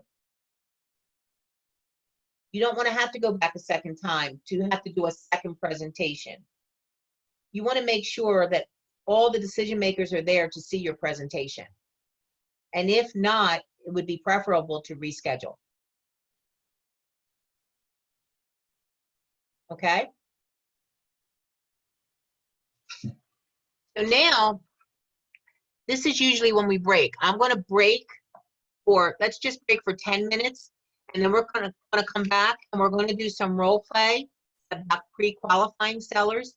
And while we're on our break, if you want to put the questionnaire up on your computer so that it can help you with your role play a little bit, however if you want to print it out or whatever. That's what we're going to do when we get back, okay? Carol, Yes. is this class, are you recording this class? Yes. Okay. Yes, I believe cannot- Becky's record. I don't record it, but Becky records it. Okay, all right. Where can I find it? If you go on the YouTube channel, Got it, okay. okay? In the KW? Yep, the KW YouTube channel for our office. It's KW. I'll find it out and I'll send it to you.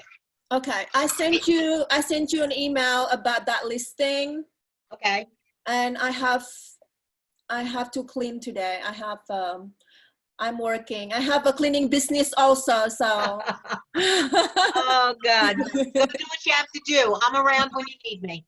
All right. Thank you, Carol. Thank you, All right. everybody. Thanks, Aka. See you in a little bit. Bye. So everybody, if you can, at least have your questionnaire up so that you can go through some of these things, look at it while we're breaking for 10 minutes, and then we'll come back and we'll do some role play, okay? Okey doke.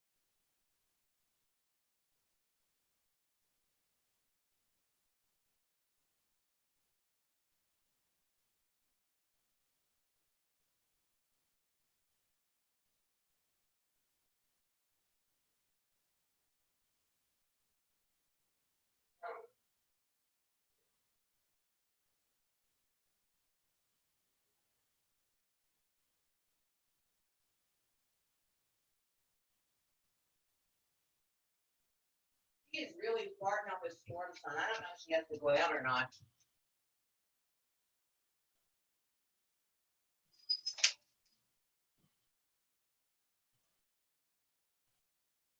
Huh? Oh, good.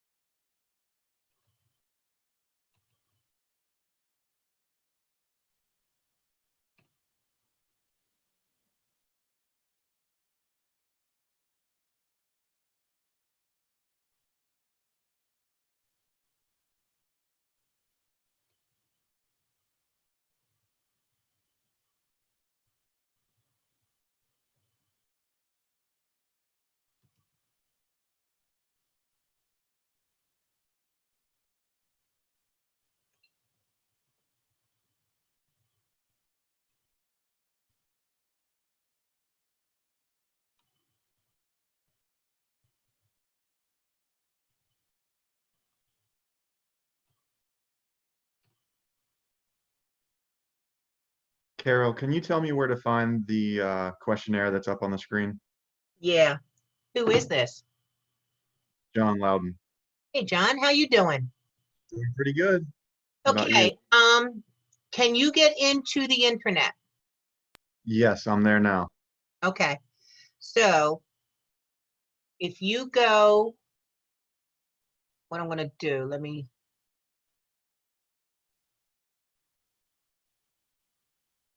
so if you go into the internet and you go to, just go to the calendar for today. Hold on, no, wait a minute, hold on. Yeah, go to the calendar for today and today's class. And Okay. if you scroll down, it says, see the student link in red. Hold on, I'm still looking at, this is really the first time I've actually gotten in. I was a little bit Okay. late to join this class. That's this okay. whole That's okay. training session. You and I are All going to talk a little bit later today if you have time. Okay. Yep. Okay. So are you in to the Nope. calendar? Oh, yeah. Okay. I see Okay. calendar. So go to the calendar and then go down to today and click on it and then click All on right. today's class. Yep. And if you scroll down, you'll see Ignite student link. Yep. Okay. That in there is all your materials for this entire class. Got it. So if you go in there, when it opens up, it's going to look like, let me see how it's going to look.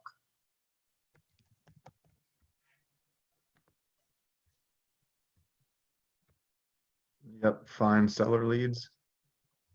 Yeah, you're gonna, don't go there. Go at the Oh. very top where it says Ignite Toolkit. Download the Okay. Ignite Toolkit. You see that? Not yet. Hold on. Yep. Okay. It's in there. That has all different ones, Got it. a lot of different things that we're using. Okay. Got it. Thank you. All right. Perfect.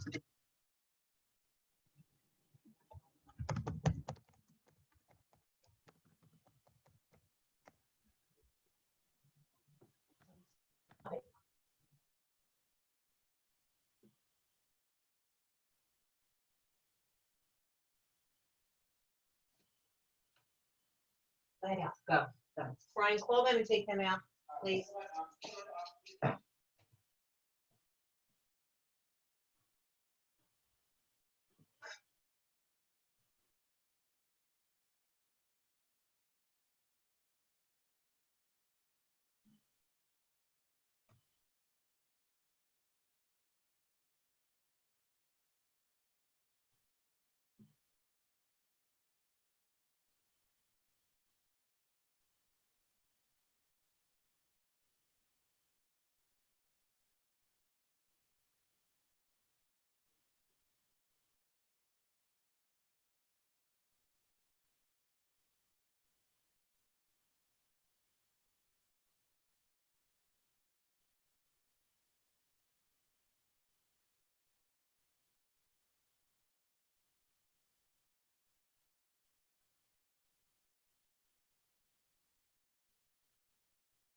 Are we all back? Yep. Perfect. Yep. Okay. So what we're going to do is we're going to do some role playing. And I would like to do maybe 2 or 3 of these. Okay. So what I'm going to do is I am going to pick the first person and then we will take somebody else. That person will pick who their partner wants to be, and you can decide between you who's going to be the seller and who's going to be the agent. So I want to get somebody who hasn't done it yet. So, Michael, have you done it yet?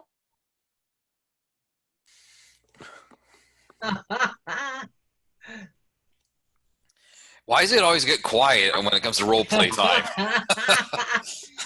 Michael, are you back?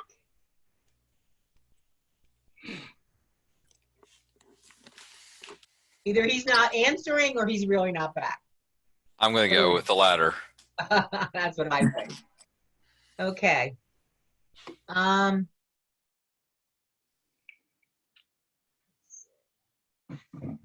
hate to put anybody on the spot that hasn't really been on all the classes and on. So, all right. Let's see. Can I volunteer just to get it over with? Yeah, who's that? Nancy. All right, Nance, that's good. Okay, so I appreciate that. I truly do. Okay, so Nancy, pick your partner. Oh, I have to choose it. Oh, anybody Yeah. else want to just jump in with me?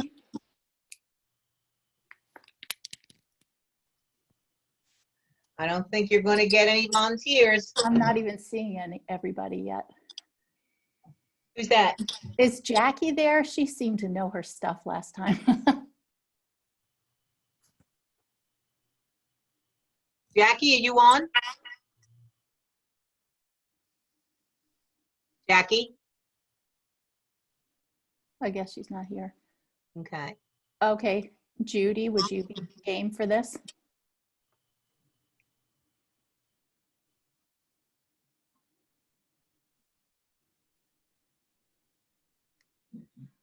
Did you say Julie or Judy? Oh, either one. I'm striking out. Who's Judy? I Judy see it. Solomon. That would be me. Okay. All right, Judy. So Nancy picked you. Thank you, Nancy. Okay. So would it be a problem if we had video of all you guys?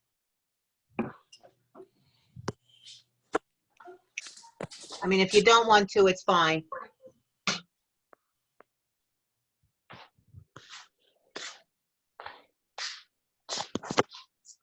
Okay.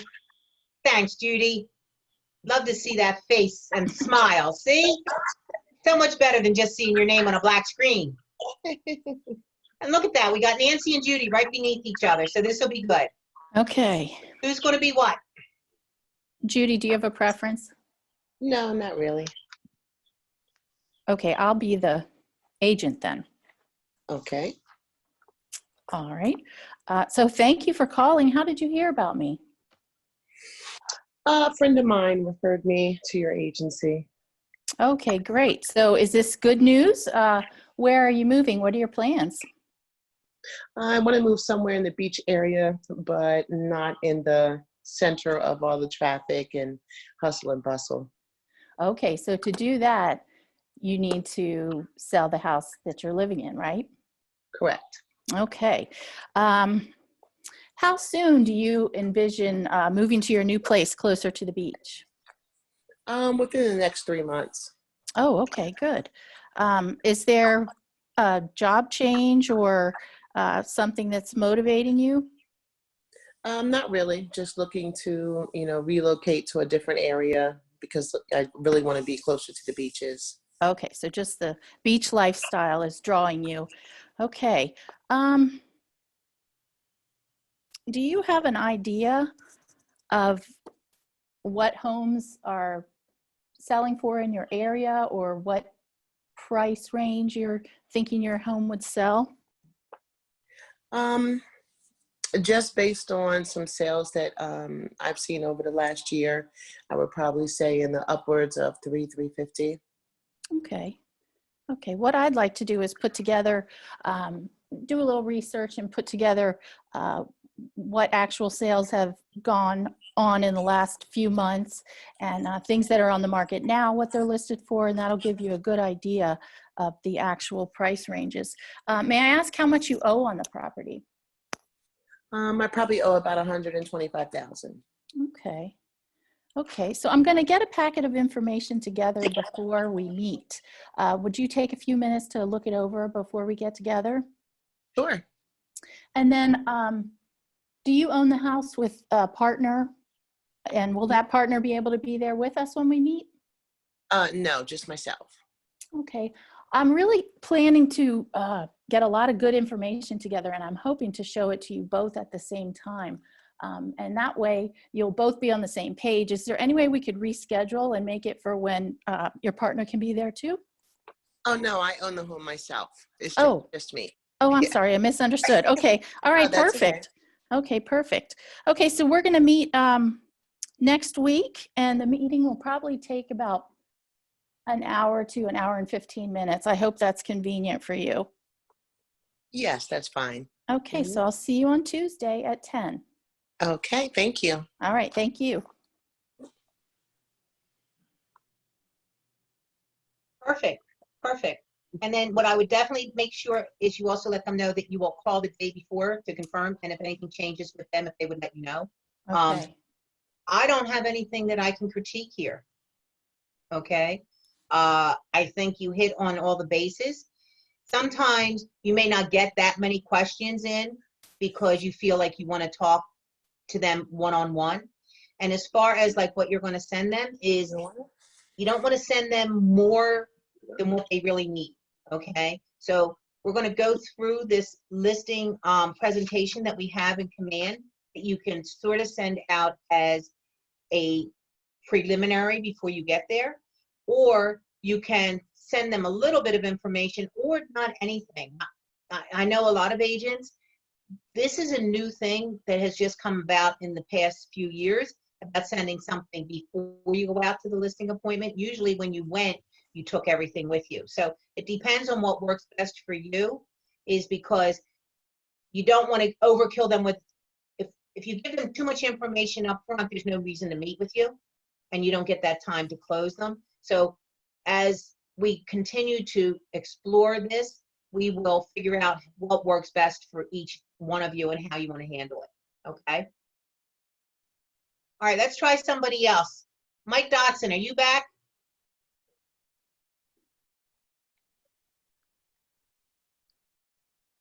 Okay. Terry, you good? You want to pick a partner? Who, me? Yeah. Well, who wants to do it? Who hasn't done it? I think we've got Jackie Gonzaga. Are you on? All right, Garrett, how about you? All right, I'll do it. Okay, we got Are we you two looking together. At, are we looking at scripts right now? I was just going through the Ignite toolkit to see if I can find something here. There's really no scripts except that pre-listing questionnaire. Okay, cool. Okay, so that's supposed to sort of trigger a question for you. All right, cool. Then I'll be the seller. Realtor? You're the agent? Or do you want me to be the homeowner?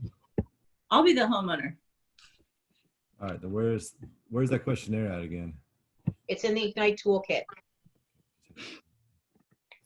I was looking in the script section there. Yeah, it's a different page. It just says pre-listing questionnaire. Got it. Okay, 2 screens. And it's you and me, Terry? Yep. All right. Gotcha. Hi, Terry. How are you? Garrett here. Do you have 5 minutes to talk about your property? I have some important questions before I come out to meet you. Oh, absolutely. Well, first and foremost, how'd you hear about me? I'm still a new agent. Well, I was looking through the internet on different listings and different things, and I saw you and a listing you had for this farm property, and so I have farm property to sell, and I thought you'd be a possible great fit. Perfect. Well, I hope so too. Do you have any date set in mind as far as when you're planning on moving? No date set in concrete. Obviously, like to move as soon as we can, but I don't have another property picked out, so it's not like, I have something in mind and I need to close ASAP, but. Gotcha. That makes it easier for both of us. Yeah. But you are indeed planning on moving. You do live at this property. Correct. Good. And what's kind of making you want to move? What's going on with you? Well, I like my little tiny farm here of 5 acres, but I really need more. I'm looking for, 15, 20 acres. I want my horses back. I'm going to take them back for my children. And so I just need some more acreage for the horses. I gotcha. So considering you have children and horses, if we were to sell your home in the next 30 days, would that be a big problem? It could be. That could be tight. Yeah. But we'd work it out. I've got friends I can farm horses out to. If you could sell it in 30 days, wow. There needs to be some type of awesome referral or, review or something. Gotcha. There's definitely a window of being impressed and then being pressured to move. No pressure. So do you have any idea of what things are going for in your areas? Is there any other farms around there that we could kind of look at for where to set the price at? It could be a little difficult because my 5 acres is in between a lot of larger farms. Okay. I've been just looking, it's probably 400 range, but I'm not 100% sure. I, need some guidance there. Gotcha. And then do you still owe any money on that farm you're at right now? Yeah, I think I owe about, say, 200. Okay. So, and then you said, general curiosity, are any of the farms near you, are they for sale right now? Have you seen this? I haven't seen any signs, but like I said, they're mostly, you've got 50 to 100 acre plus farms out here. So Wow, compared to 5. that could be hard to price. I understand that.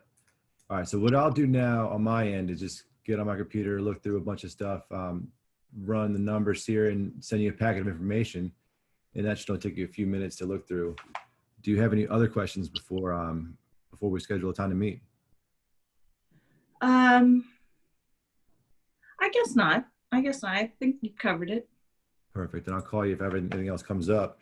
And are you the only kind of decision maker as far as this goes? Yeah, I am. Perfect. So that makes it easier to schedule with just 2 Yeah, people. Well, perfect, Terry. I will be in touch very soon. Okay, great. Thank you. All right. Okay. All right, guys. The only thing that I see is, Garrett, you didn't get a definite appointment. Oh, okay. You left it open. Yeah. Okay. If you're going to do all that work, you want to have a definite appointment set up. Yeah. Okay. And remember, role playing is kind of hard because you're looking and you're trying to get all those questions in, and sometimes the world doesn't roll that way. So sometimes it's more of, oh, great, you want to sell your home? How'd you come to find me? Can I get a little bit of information about it? And when would be a good time for me to call you back after I do some research, and then we can schedule an appointment? That it could be that quick of a phone call the first time, okay? Because sometimes if you shoot too many questions on the initial call, other than the substance, it turns somebody off too. So I don't want you to all to think that you have to go through all these questions on the very, very initial phone call. So like what I would do, if somebody called me and said, hey, I'm just calling, and I have my house in Ocean View and I want to sell it. I'm down here this weekend. I just wanted to, get something scheduled. My call with my questions would be real simple. Well, great. I'm happy that you called. What brought you to call Keller Williams? Oh, I see a lot of your signs in the area. Well, that's great. We do have the market share down here. So when are you available, Saturday or Sunday? If they say, and I go right for the appointment, say, okay, that's great. I just need a little bit of information about your property so that I can at least prepare a presentation for you and have the information on what is available and what has sold in your immediate area. And what time works on Sunday? Is it better for 3 or 4? And then I leave it at that. And then I call them on Saturday and do another call. And then I bring everything prepared for them to sign the listing contract on Sunday. Because obviously they're down here and they want to get something done. Now, when you go, if they're not ready to sign then and there, and they say, well, look, I just want to think about it. I want to look at this comps a little bit. Say, okay, well, I understand that, but you're going back to Pennsylvania over the weekend.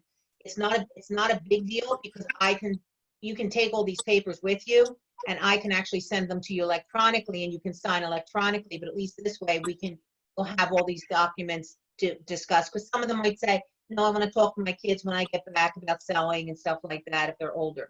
So I don't want you guys to think that it has to be really hard and difficult. The more comfortable you get in your skin about it, the more comfortable it will fly. And there isn't anybody on this call that I don't think has the ability to interact and fly by the seat of your pants, if you would. You have enough information in your heads and in your life that with all this going together, you would be able to make that appointment. Because the bottom line is, you don't want to try to sell yourself over the phone. You want to sell yourself and when you're in front of them and they have the ability to sign. Okay? Any questions, concerns, comments?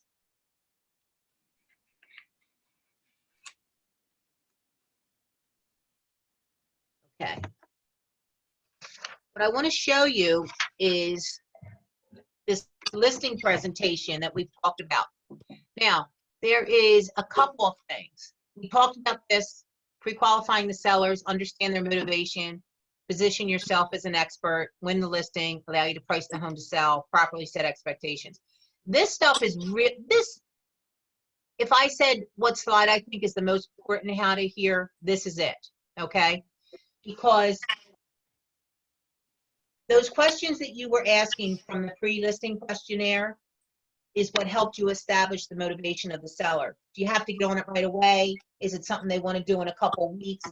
Some sellers will call you and then they say, I want to get the house ready. What I usually tell them is, I'm coming out and maybe what you're going to do may not even be necessary. When I come out, I'll give you some tidbits on what to do to get your house ready to sell. As a matter of fact, I will send that over to you. I have a brochure on helping sellers get ready and preparing for a listing appointment. So you can do that and have that all prepared. Position yourself as an expert. When they call and they say, the question is, how did you come to call me? If it's not somebody that you called and initiated the call, or even if you do initiate the call because somebody told you they wanted you to call them, you're going to position yourself as an expert. And what that means is, if you don't have the experience to back it up, Keller Williams does. So know your stats with Keller Williams. Know what Keller Williams is doing in the area of where this particular listing is. Know, and then establish yourself as, how you've licensed and you have support. Lean on the support that you have. When you hire me, you're not just hiring me, you're hiring a whole team of agents and support staff that we have to make sure that your experience in selling your home is going to be smooth and as stress-free as possible. Every one of our goals is to help you sell your home in the least amount of time for the best price with the less stress, at the least amount of stress possible. That's what our goal at Keller Williams is. Then you win the listing. And then we talked about pricing the home to sell, which we're going to go into when we do a little bit more on a CMA in a class. And then properly set the expectations. And that's huge, is setting the expectations. You want to set the expectations on what you are going to do as an agent. And you want to also set the expectations of what you expect from your seller. Mr. and Mrs. Seller, are you open to open houses? Oh, you are? Great. That's great, because we find it as a great source of exposing your property. And now with the way the technology is, we not only do in-home open houses, but we also do virtual live tours of your property to get them out to other people. So, but just so you understand, when we are going to do an open house, I will need you to allow me to be in the house, and you would have to find something to do for those couple hours that I'm doing my open house. So I accept that up front because the worst thing you can have is a seller sitting in a house at an open house, because it makes the buyers feel uncomfortable. They tend to walk in, rush through, walk out. You as an agent don't get a chance to interact with the buyers. And whether they're buying that house or not, you want to have a chance to interact with those buyers without somebody looking over your shoulder. Because let's face it, if they said, first of all, they most likely wouldn't say to you, well, I don't really like this house, I want something else, if the seller's sitting in the other room. But if they did, and you said, well, that's okay, don't worry about it, we have plenty of other homes, what are you looking for? Let me see if I can find that. That seller hearing that is not going to be happy either, because he's going to feel like, oh, well, you didn't try to sell my house, you're ready to just take them and sell them something else. Can you see how it would be detrimental to you and any potential buyers when the sellers are there? So it's setting expectations, okay? Under promise and over deliver. It's very simple. So we did the questionnaire and we did the role play. And now we're to the listing presentation. Does anybody have any questions on any of that stuff yet? Joy, I can see your mind is going round and round and round. You just want to get into this, don't you? I do. I can tell. Yeah. I was on PSI, by the way. It looks like they are setting up for tests. Have you tried that yet? Have you? I was on the other day and they said they were closed until at least the end of April. So I'm not. Oh, yeah, well, the testing dates were May, so they may be at least scheduling. Yeah, I'll give it a try. Yeah, try and see. Let me know how you make out, because I have a couple other people that need to. Will do. Okay, thanks. So now we're going to go into the listing presentation. So for those of you that have command, feel comfortable to go into your command. Those of you that don't, I am going to go in here and let's see. So what I'm going to do is I'm going to show you how to get there from the beginning, okay? Because it took me a few minutes to figure it out myself.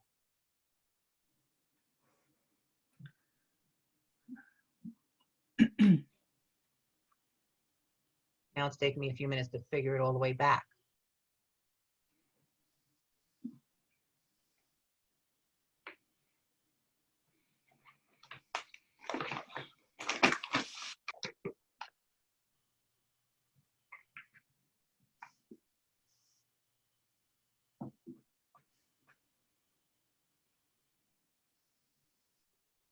Okay, so here's your command desktop when you first go in.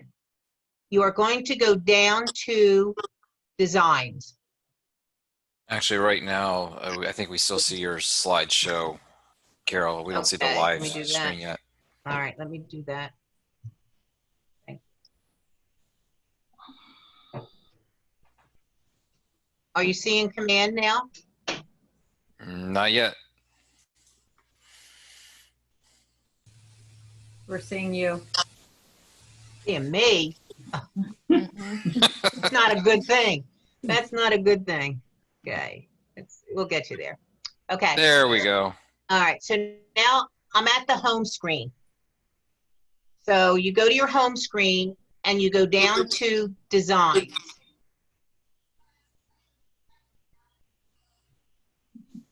This is where I thought I couldn't find anything.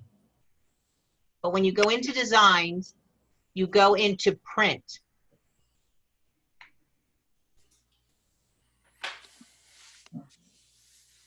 And let's see. Select print for the template. It's hard because I got all this stuff going on. Okay, and then you hit the plus. And then you go to print again.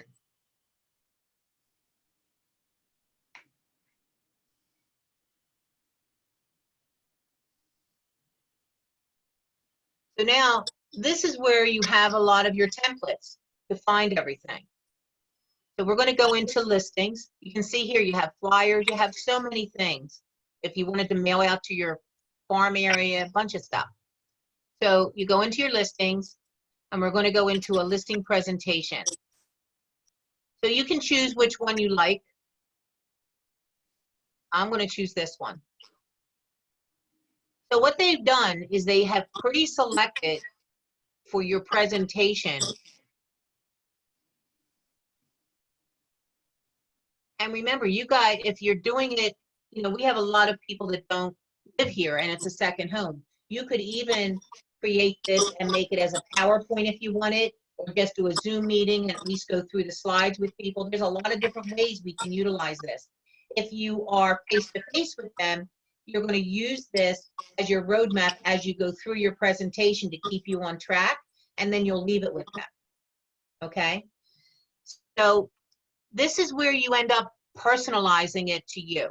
So they selected things, but you can personalize it. So here, you're going to personalize it and put the seller's names on it, whatever picture. If you went out and took a front of the house, you could put the picture of the house here. And then you have each page has different things to put in here. Okay? It's kind of hard for me to show you everything. But you have, this is where your market analysis goes in. So what I'm thinking of doing, and after looking at this, I'm thinking about it, is I think when you have a presentation, like right now, a lot of people use Realty Toolkit.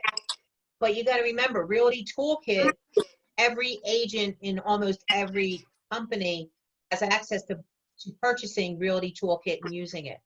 So your presentation, except for the personalization that you do, really is not specific to Keller Williams and you. It's more just generic information from the internet, from our MLS system.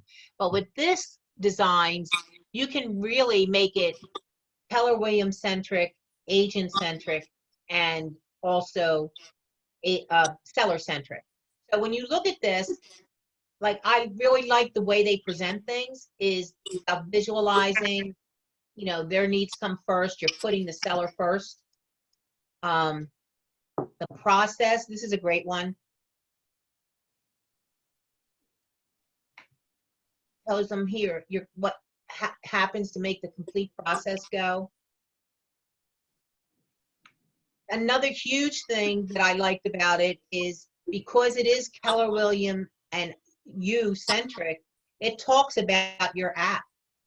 You can personalize this and put it on your app, and then you can talk to them about why this app is so important to them as a seller, because they can share that on their Facebook page, and not to mention everybody that you share it with will now have access to see their new listing come up. Okay, so it's how to expand it, how to expand your marketing. And then here is their marketing plan. This is where I say to you about setting expectations.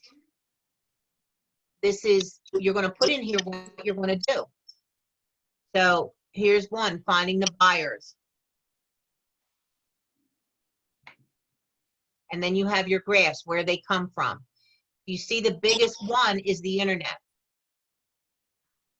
So that's how we talk about how we have such a dominance in the area on sales and things like that. And the more dominance you have, the bigger your exposure is on the internet and how those things work. Then you have promotional. You're going to go through the different ways that you are going to promote their property. And until I can't tell you what that would be. That's got to come from you planning what your marketing plan is going to be for your business. You say, when I get a listing, I am going to figure a listing. I'm going to invest $300 on every listing I get. I'm going to send out X amount of postcards in the immediate area. I'm going to get flyers done. I'm going to get professional pictures done. Whatever it is that you're going to do to make your marketing of that listing at the highest level that you can make it. Okay? Has anybody seen this before? No. Yeah, I've played around in it. Okay. Your thoughts, Stephen? So I said I've played around in it, like I mean, I don't have anything finalized, but I just was curious. So I was when I was digging through Command. Mm-hmm. And it's kind of buried in command. Like you got to go in and in and in. It's like 4 different ways to get into it. And then here is you're setting up your media plan, what you're going to be doing. And if you're not going to do it, don't put it in here. Don't just print it out because that's what's in here. Make sure you promise and make sure you deliver what you promise. And that's why I say you need to take a step back and develop what you're going to do with listings. And the time to do that is now, not when you have to go on a listing appointment in 2 days. Okay? That's why your value propositions, we talked about that. That's another class I want to work on because I want you all to have written value propositions for a buyer and for a seller. And then we can make them nice and pretty and however you're going to present them. You don't want them just line by line type. So you want to get your value propositions in order so we can get that actually in a way that we can put it right in here. Carol, yes. Sorry. Quick question in regards to listing presentations. Are you noticing a shift more toward agents walking in with it being electronic, let's say on an iPad or a laptop? And then a secondary question to that is it also depend upon knowing your age demographic, that, you know, an older generation may still want to have something that they can hold, they can look at, whereas the younger generation is like, hey, just give it to me where I can just quickly save it to my phone or my iPad or what have you. Yeah, I've seen both things. I've seen, we started with the iPads probably 10 years ago doing it. And then I noticed that when you're actually on the presentation, it becomes less personal. And I've had people say, well, you don't have anything to leave for me. Then again, like you said, with the age demographics, some people don't want any of it. So I guess it's going to be a personal call for you on how you want to do it. I guess it wouldn't hurt to have, because I've also heard some stories of agents where they've done their due diligence and where they've had this, and let's just say they don't that appointment doesn't pan out, they don't get the listing, but Right. that person still holds on to it or something, and they Exactly. years later somebody mentions like, oh, I remember this agent. So I guess it just wouldn't hurt to, like magazines today where they have both print, you know, if you buy the print subscription, you kind of now today you get the digital no matter what. Right. So I guess go and have And you could go there prepared with it in paper and tell them, I am also going to send, or how about, have you seen those personalized flash drives? Yeah. Okay. How about you get a personalized flash drive, put it on a personalized flash drive and say, look, hold this because when we get all your closing docs, we're going to put it on there too. And you'll have one place to have everything. Well, one of the things I was thinking of doing is setting it up a repository where I kept everything via, where I could send it like a link where I would, before you go, you actually have a link to that person's listing. So it kind of also, you know, you get their phone number at the same time by doing that. Say, hey, I can give you the electronic version right now if you like, with your phone number, and now boom, immediately you have their phone. Exactly. So there's a lot of ways to do this, and you know, it's got to fit your way of doing it. I'm not saying if you've been doing it a long time and you want to try to do it like it was done 10, 15 years ago, that's not going to work. But if you are implementing technology to the level that you feel comfortable with, and basically we need to mirror our clients. What we feel comfortable with, if the clients don't feel comfortable with that, it's not going to work. So we have to be able to give our clients and communicate with our clients on what works best for them. So I think you're right, Stephen. I think we have to walk that line. But I also feel when you, like, if you have a nice presentation book that's bounded and you leave that and everything is there, that's also a presentation in and of itself of how you're going to take the next level of advertising. You didn't just print out stuff on cheap paper and throw it into an envelope and staple it at the corner and then pull it out and that's it. Yeah, and the reason why I asked is because I'm unfortunately I would be the victim of leaning heavily toward the tech side of it, Yes. where everything's soft version, and I need to be careful. I'm trying to keep talk to those who've been in the industry for a while, who've done it, and just say, look, it may be a cool factor, a wow factor, but at the end of the day, the hard print copy is still going to go a long way for keeping your name in the community. And actually, Bob and I, we were one of the first ones up in New Jersey to start using the iPads, actually because of our son, who is, like I've said before, is in the industry, and he was always that edge on the technology part. And he kept saying, Dad, you're like old school, you can't do that. You got to put it on the iPad and stuff like that. And we did it. And then we started noticing that some people related to it and other people didn't. There's something about when you get to that last page and you have the number, and before you turn the page, you say to the seller, now that we've looked at all the comps, where do you expect your home to sell?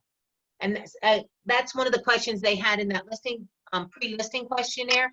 I wouldn't ask that then, because to me, and I can see a seller saying this back, if you ask that question in the very beginning on the qualifying part, the seller saying, well, if I knew what it was going to sell for, why would I call you? You're the realtor. I thought that's what you were going to tell me.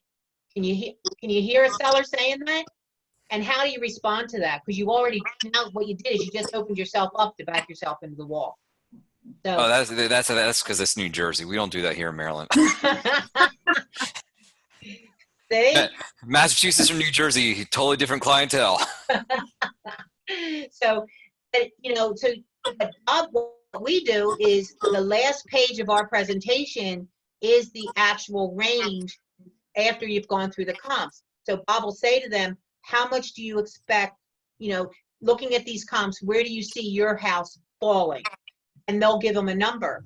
And he'll write the number down on that page before, and then he already has his number set, and he turns it over and he circles it and says, see, this is exactly where you are. You just came in the middle of where I am. You just came at the high end of where we are. We just justified that. If they're off the scale completely, he doesn't even turn the page yet. He starts talking more about the comps. You see what I'm saying? Because they obviously didn't hear it. If they think their house is worth 400 and the highest one sold at 290, he's got to work on those comps a little bit better. If you get the listing, you get a listing appointment, what's the average that you like to have time to prepare? I'm just saying, because if you're doing it, I mean, if you want to do your due diligence and truly know that person's property and the CMA as opposed to just jumping on Bright, I mean, really digging in and knowing the area and the information. I mean, do you like to give yourself at least 2 to 3 days or a week, or I mean, I guess a new agent, you need to give yourself some time, more time, because I would hope that after you do all your work, we're going to talk before you do your work. You're going to do your work. You're probably going to ride out because you're not familiar with the area and just get a feel for the area. And then you're going to come back and do your CMA. And then you and I are going to go over it to make sure you didn't sugarcoat it or sell it short so that your range is good. So you're going to need a little bit more time. Other agents, if you have everything in order, all you really need to do is do your comps. And if you're an active agent and you're out there doing it, you already know when they tell you where it is, you have a pretty good feel of what numbers are going to come in at. And then you can go into Bright. You can do an appointment in 24 hours. Okay. So the better you get and more experience, which again comes back to your 10-4 of knowing the area. Imagine how, now if you were riding in an area and for some reason you got a phone call for that area, somebody wants to sell the house, you feel more comfortable. You probably wouldn't take so long on doing it because you were in that area and have been searching it out. So there's no time frame. I would say, and I always say when you set an appointment, give them 2 options with both of them good for you. So if they call you on a Monday and they say, or when you're talking to them and they finally say, oh yeah, well, I would love you to come out and check out my house and give me a market analysis, that would be great. My response would already be, before I picked up the phone to make calls, is I'm going to get an appointment today and I need an appointment for Thursday or Friday. So when they say that, I say to them, well, I'm open Thursday afternoon or Friday morning, which works best for you? And then that would give me enough time. If they turn around and say, well, I have 3 other agents coming out on Tuesday and Wednesday. Well, I don't want to be the last agent in. I want to be the first agent in because hopefully there won't be any others behind me because I will have them signed up. And then some sellers will say, well, I feel really bad. I got 2 other agents scheduled and I don't want to, you know, I feel bad if I sign the paperwork. Say, well, look, you know, that's no problem. You know, it happens a lot of times. But I would be happy if you want to give me their name and number. I'll call them and let them know that you signed with me, and I'll let them know when I have it in the MLS in case they have any buyers. So that takes it off the sellers. And the agents don't like it when you call them. You know, they get disappointed and stuff. But you know, it's a nice call. It's not like a ha, I got the listing and you didn't. I don't know. There's a little bit of that maybe. You know what? You got to do what you got to do, right? No, if you're hustling and doing your job, it's to the victors go the spoils. Exactly. You know, the early bird catches the worm, whatever you want to use, you know. So however you want to do your business, that's how you do it. But I can tell you, if it's weak and you're not secure in your business, then you need to get secure in your business because otherwise you're always going to be following others. I'm not saying sometimes it doesn't have to be tempered. Okay, so here's something here that I've been exploring and checking out is the Coming Soon campaign. I'm seeing it being used more and more with a lot of agents. I have not personally used it yet, but I'm seriously thinking about doing that because now, especially after you list after you go out there and they sign the contract, there's a lot of preparation work. Like you don't want to put it in the MLS until you have the photographer out there. Now the photographer can't get out there for 7 to 10 days. You don't want to have it looking bad with bad pictures, but you don't want to, but you can't have no pictures if you list it and put it in the MLS. So the Coming Soon looks pretty good. You could put like a front picture in and then make it Coming Soon, subject to everything else coming through, which is good. And then also what I have seen is the Coming Soon campaign has started to develop a lot of sparked interest with a lot of activity hitting the moment that it hits the market. Now, some agents are not doing it properly. When it's coming soon, that means it's coming soon for everybody. It doesn't mean I'm going to show it to my people, call me first because it's coming soon, and then when it goes on the market, then that'll follow for everybody else. It cannot be shown. It cannot be shown to anybody. Once you show it, then it becomes a regular listing and it has to be changed to active. Is everybody aware of Friday morning with Bright, 12:30 to 1:30? A representative from Bright is going to be here on Zoom, and they're going to be going over a lot of this stuff. You know, you could ask about the Coming Soon campaigns and things like that. So I would suggest strongly that you all attend that. It will also help you about Remind. Remind is part of the Bright system where you can get addresses in the area. So when you're working your farm area and you want to start pulling some addresses, I'm not sure if they do emails too and phone numbers. I think they do phone numbers, but it would help you get your list for your calls for your farming area, for your lead generation around your open houses and things like that. So it's a really good class for you to attend. Okay. Open house strategies. It's all in the details, real experience, real expertise. This is where you put your value proposition.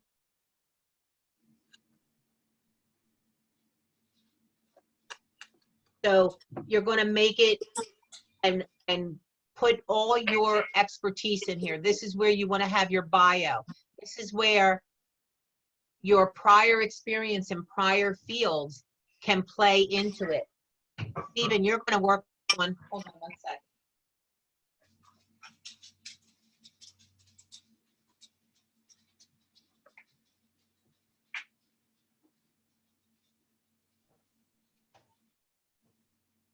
Stephen, you would probably very heavily lean on tech exposure.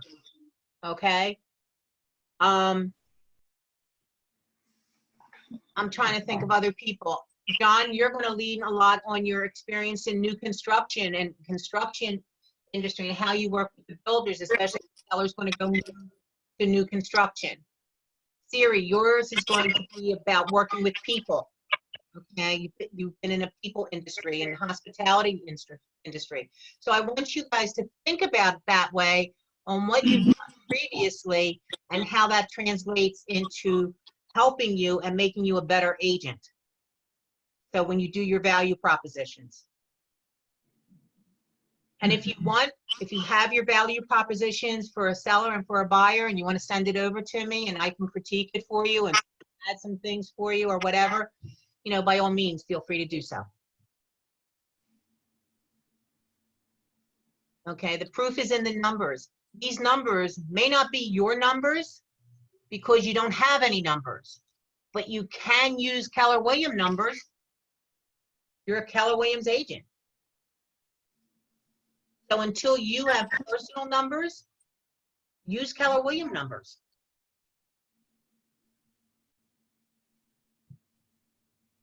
And quite frankly, most agents don't have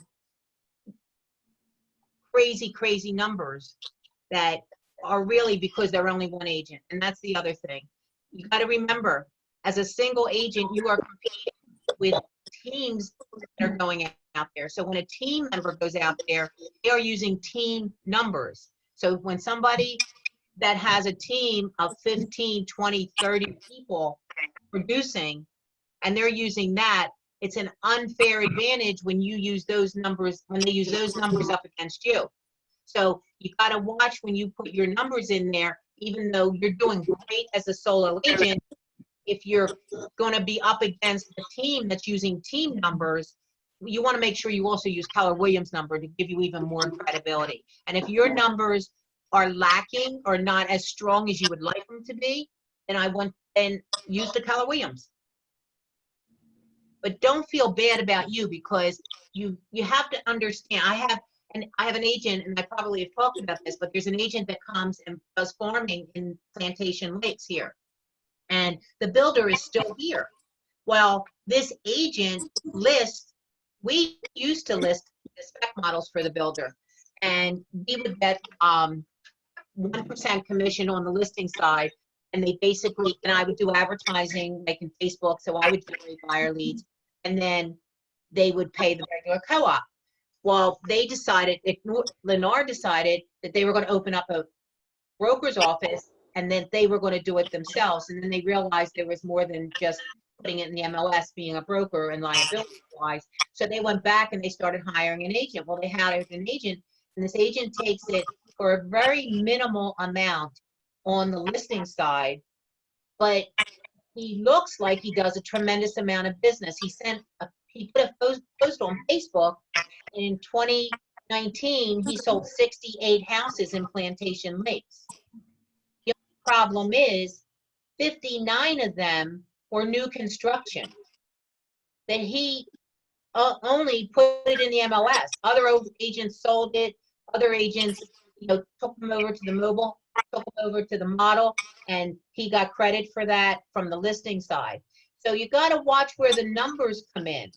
It all depends on how, numbers can lie. People say numbers are numbers, but numbers can lie depending on what you're trying to get to. All right? Any questions on that? Okay, here's your credentials and awards. So you may want to put in this, once you graduate Ignite Spark, that's where you're going to have one of the things that you're going to have. Excuse me, 1 second.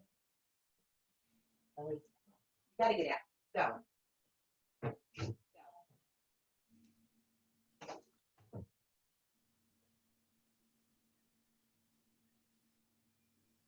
So Ignite would be something. If you attend another class that has any kind of designation, this also is about the awards for Keller Williams right here. So if you don't have personal, You can use this one with the Keller Awards, Keller Williams Awards. And again, you can fix this and pick the slides that work for you. Right now, you're probably going to lean heavily on the status of Keller Williams. As you grow your business, and if you go into a listing on one of in your farm area where you've done a lot of business, you're going to lean heavy on the numbers in that specific development on what you've done. You may want to have some samples of postcards that you've used or things like that. So there's a lot of things that you can put into here.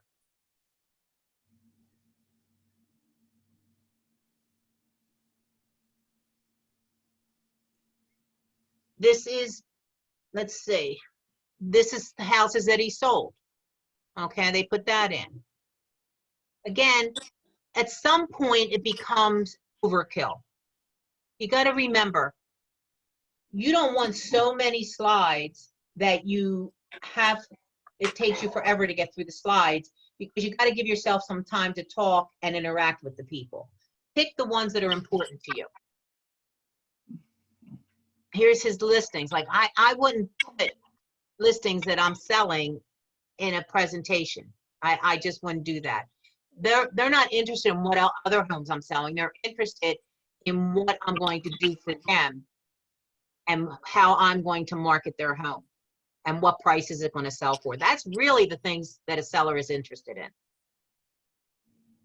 They will ask how many homes you've sold, how much experience you have, things like that. But that's when you're going to build on the Keller Williams. Okay, let's see.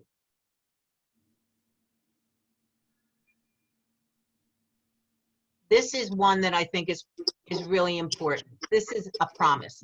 This is where you set your expectations and you put them in writing right up front. This is where, you know, your communication, what kind of communication you expect. This is where you're going to go over showing time and how they're going to get feedback as soon as an agent fills it out. You got to tell them, and you got to set it. Don't say you're going to get feedback electronically every time your house is sold, because if the agent doesn't fill it out, you don't have any feedback to give them.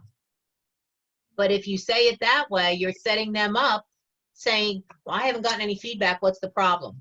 Meanwhile, you've already texted the agent twice and the agent hasn't responded to the text and hasn't filled out the feedback. That's an ignorant agent, okay? You guys, I want you filling out the feedback.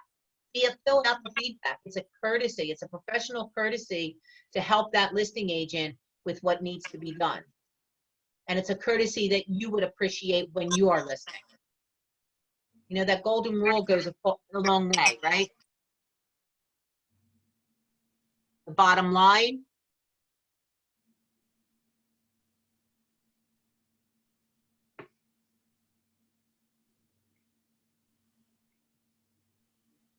okay, real estate's complicated. That's where I come from, all this kind of stuff. Now, what I would do is up here where there's featured listings and all that, that is most likely the area where I would put comps. So you can use Bright to do your comps and then intersperse them in there to get your range and all those things, because I know there's a CMA module in Bright, and then you don't have to use Realty Toolkit. You could use Command and save that monthly fee for Realty Toolkit and have everything in here. Do not expect your presentation to be set up in a couple hours, because you're going to want to fine tune it. You need, first of all, you need to know what you're going to say in it. You need to import your logos. You know, there's a whole lot of things. Maybe what we could do is, if I could get Sandy to come and really just work on a listing presentation, because I haven't seen that in any of the Command classes. And I think that's something best taught in a small atmosphere. Now there is a Scott Leroy video at 1 o'clock on Friday about listings and landing pages. So that's the thing, but I would like to, that might be something else I can talk to and see if Sandy would have the time availability, or maybe April or somebody, to come in and work on the listing presentation, and you guys could really get it done. But before that can happen, you have to have your value proposition. You have to have your bio. You have to have all that stuff worked in, and she can just help you fine tune it a little bit. Okay? Any questions?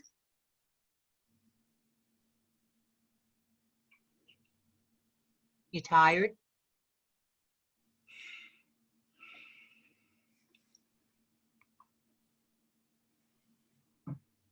Or did you completely yet?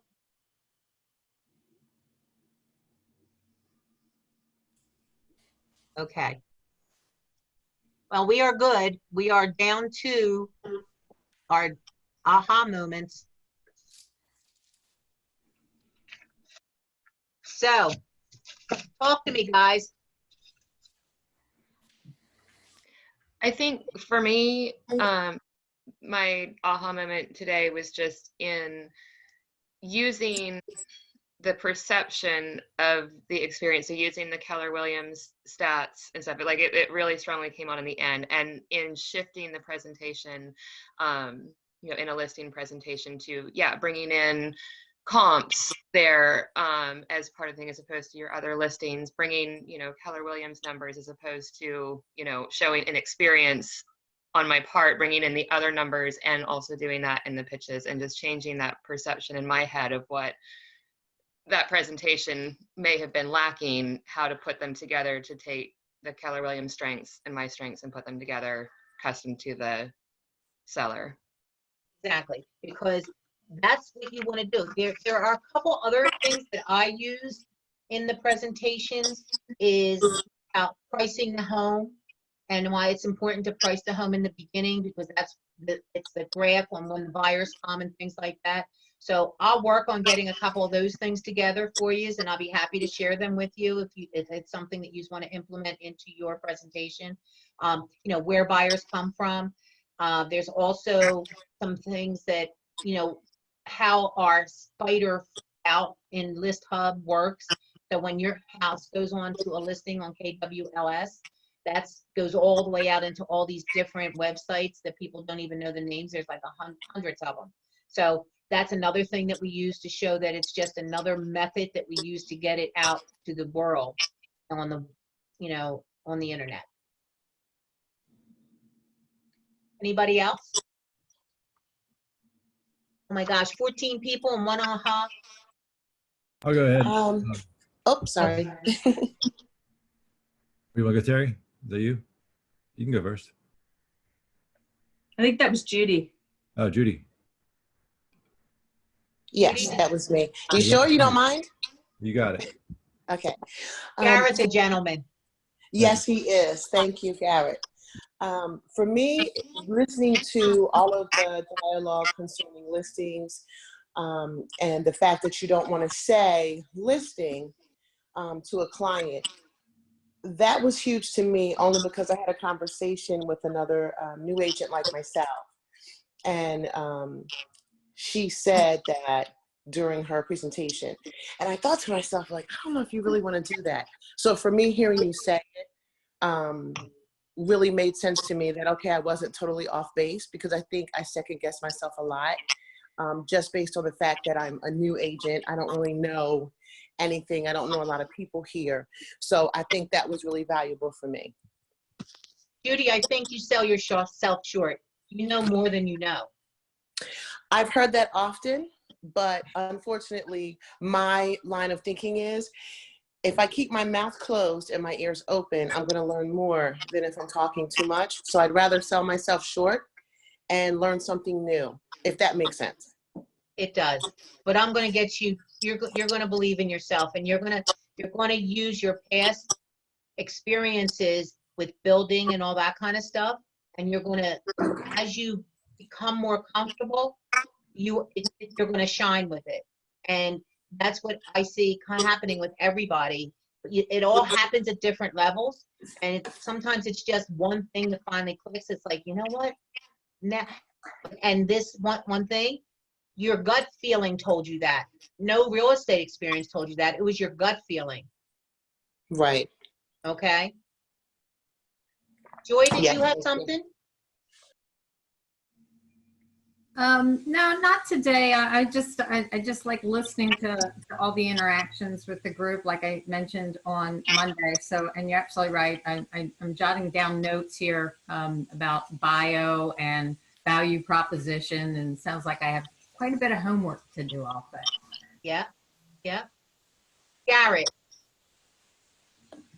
I'll piggyback on what everybody else said first. I think just sometimes being in these calls and hearing it every day is good, just to kind of be in the mix and be around it and surround yourself with it.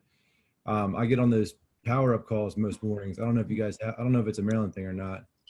and grind. Yeah, it's every morning at 8:30. Yeah, it's awesome. But Yeah. I really never have anything to add to those. A lot of the agents are kind of a little farther along than me, being brand new, but I assume that maybe in like a year, I will know exactly what they're talking about and I'll have more to say. Mm-hmm. But it's cool to just to hear the language spoke by professionals. Exactly. And early And in you know, the lingo that we use amongst ourselves is Yeah. not always the lingo we should use out in the public. You know, I hate it when an agent says, I hear him say, well, I'll do a CMA for you. That doesn't relate to a non-agent on what a CMA is. Exactly. So if you say to the client, look, I got to do some research. I want to work up the numbers and I'll give you a full presentation on it. It's still saying the same thing, but at least it's showing, number one, that you have to do some preparation work, that you don't just come and pull numbers out of your hat. You're doing preparation for it. So that's why I don't like to use that CMA. When I talk about somebody saying, I'm going to, you know, we might say to each other, we're going to go on a listing appointment, we're going to go list a house. But I never say it to the seller because to them, it sounds like they're only a number. Okay. And one of the arguments that I use sometimes when they're really out of whack on their pricing is, I don't want to just list your house. I want to market it and sell it. And I think that is the same goal that you have, right, Mr. and Mrs. Seller? Well, sure, I want to sell it. Well, okay. For me to price it where you're suggesting against all the details and all the facts that I have about the price of your home and where we should market it and what people are paying for homes in your area, that's exactly what I'm going to be doing. And 2 months, 3 months from now, you're not going to be happy with me. You're going to be asking me why your house hasn't sold. And the bottom line is, it's because our price. And we're going to lose the impact in the beginning, which is when you have the greatest impact when your listing is new, and it's going to get stale on the market. So let's give it our best shot to get you sold within the 60 to 90 days that you want to be sold. So it doesn't benefit me to take on listings that I don't feel I can get sold for you, because we're going to run up against a lot of different obstacles. If they say, well, that's where I want to start, and that's where it comes into, they are so far out of the ballpark, is it a listing you want to take? Okay, remember, it's our business, and every listing costs you. It costs you for professional pictures, it costs you in time, it costs you in signs, it costs you in ads. And if you take it knowing full well it's so way out of their price, then that's a decision you as a business owner have to make. Is it a great lead generating listing that is on a main area that has, it's one of those houses that everybody looks at and they really want to, you know, information on it, and you want your sign on there and you're taking it more for buyer leads?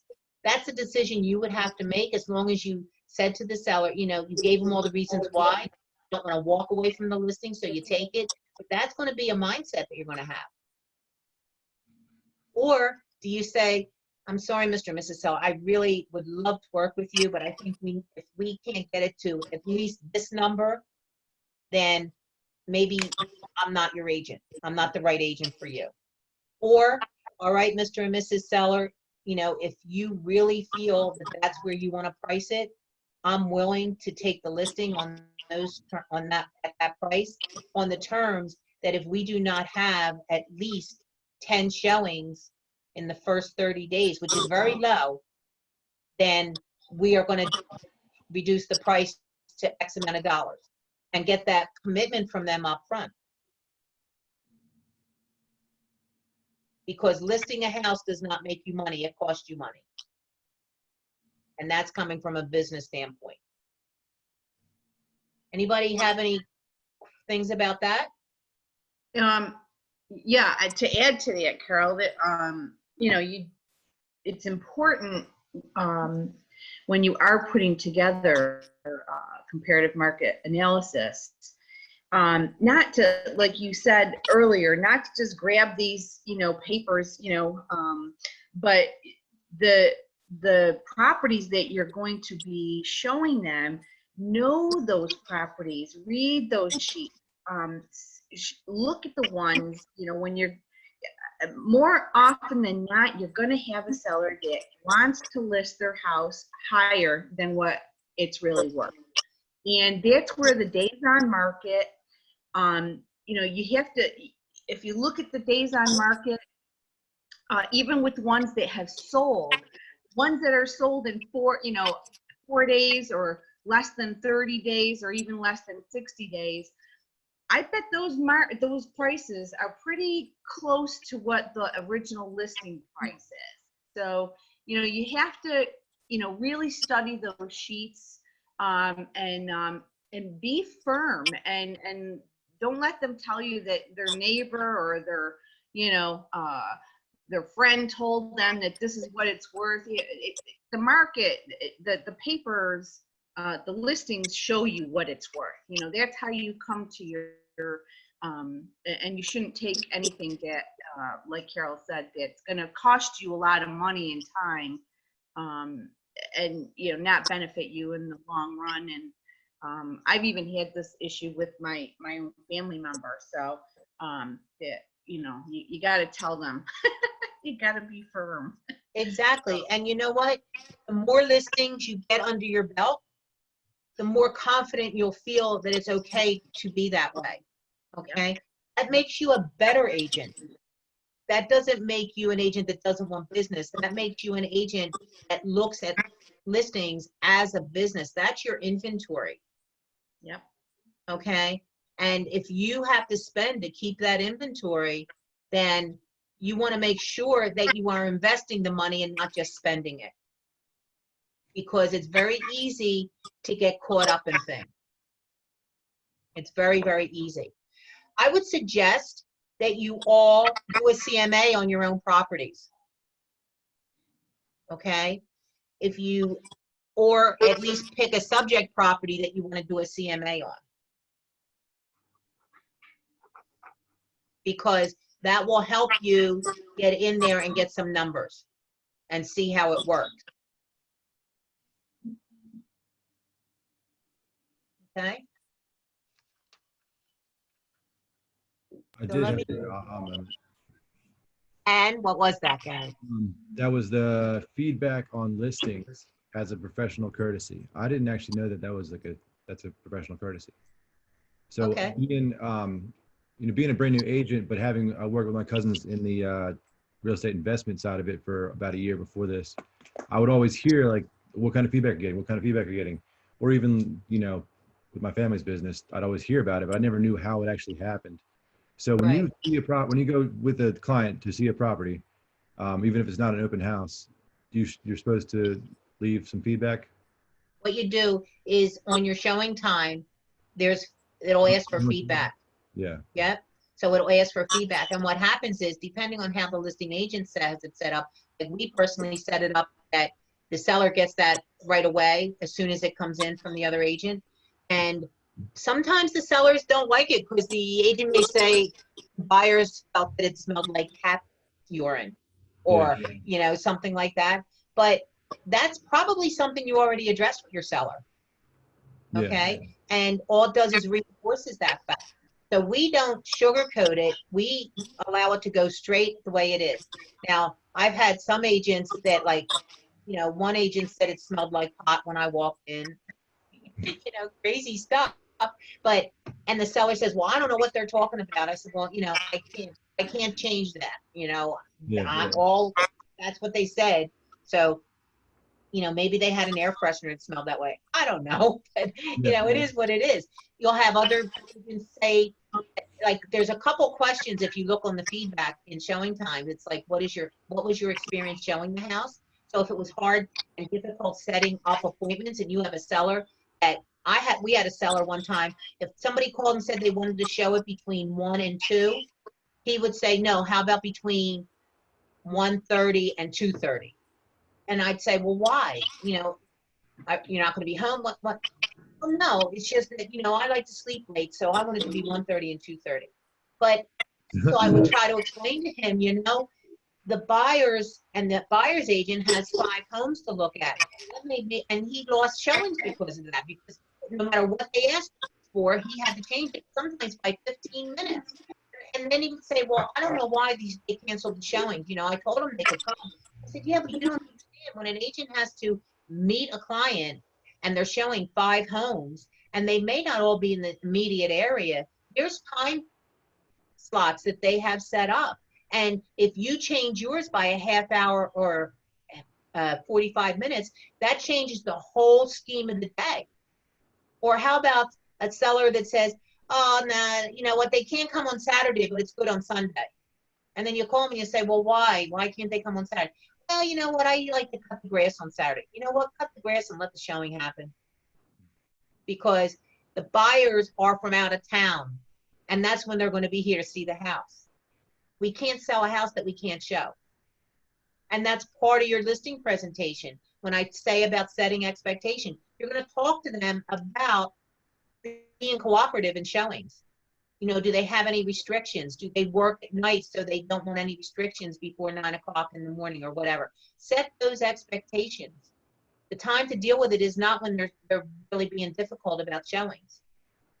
Because if they're being difficult about showings, then they're going to be difficult about an offer. So you need to set the expectations and hit on all those things during your presentation. Okay? Thank you. What's showing on my screen? What are you seeing? Am I seeing you, Garrett? Because that's what I'm seeing. Are you seeing anything else? You see my slideshow? We just see you. Okay. You see the slideshow now? No. No. All right, so we got back to the end. All right, hold on a minute. Let me get you back to the slideshow so we can go finish it out.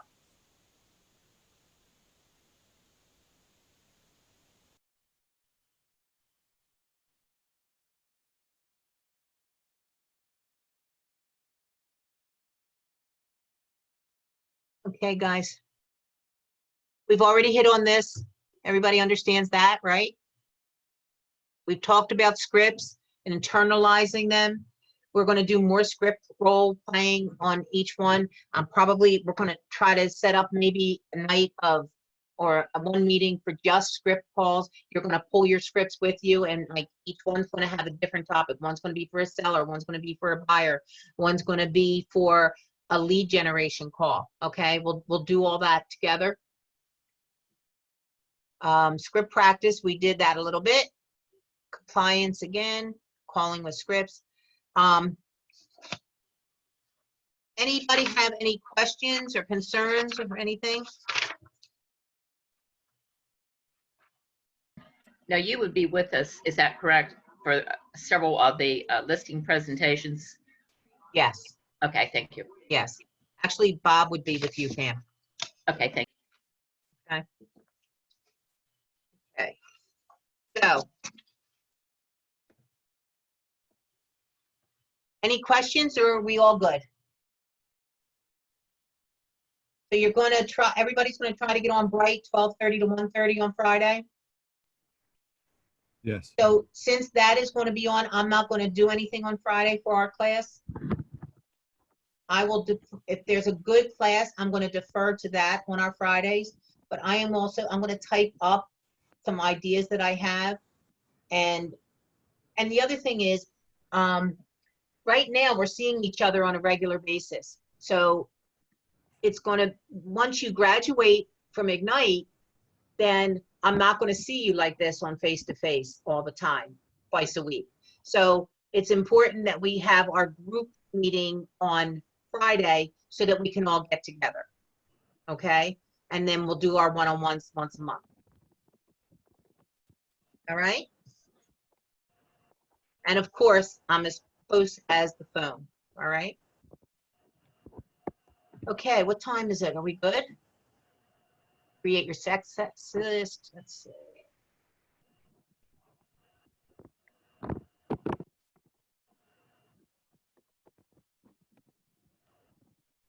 Wow, we stayed on top. We were at 12:58. We run well with the times, don't we? A couple of them ran overtime. Okay. Anybody have any final words of wisdom before I let you all go? Do we have class next Monday? Yes. Okay. We have class next Monday, and then on Wednesday will be the Market Center one, and then you technically graduate from Ignite Spark. And the main purpose of Ignite Spark was to get you guys positioned to have an appointment within 30 days to 45 days. Now, some of you have, but they did not take into consideration that the COVID virus was going to be around. So I don't think we can hold everybody to, you know, we didn't get an appointment in 30 to 45 days, so we did bad. I think we did great. Okay. And I truly, truly like.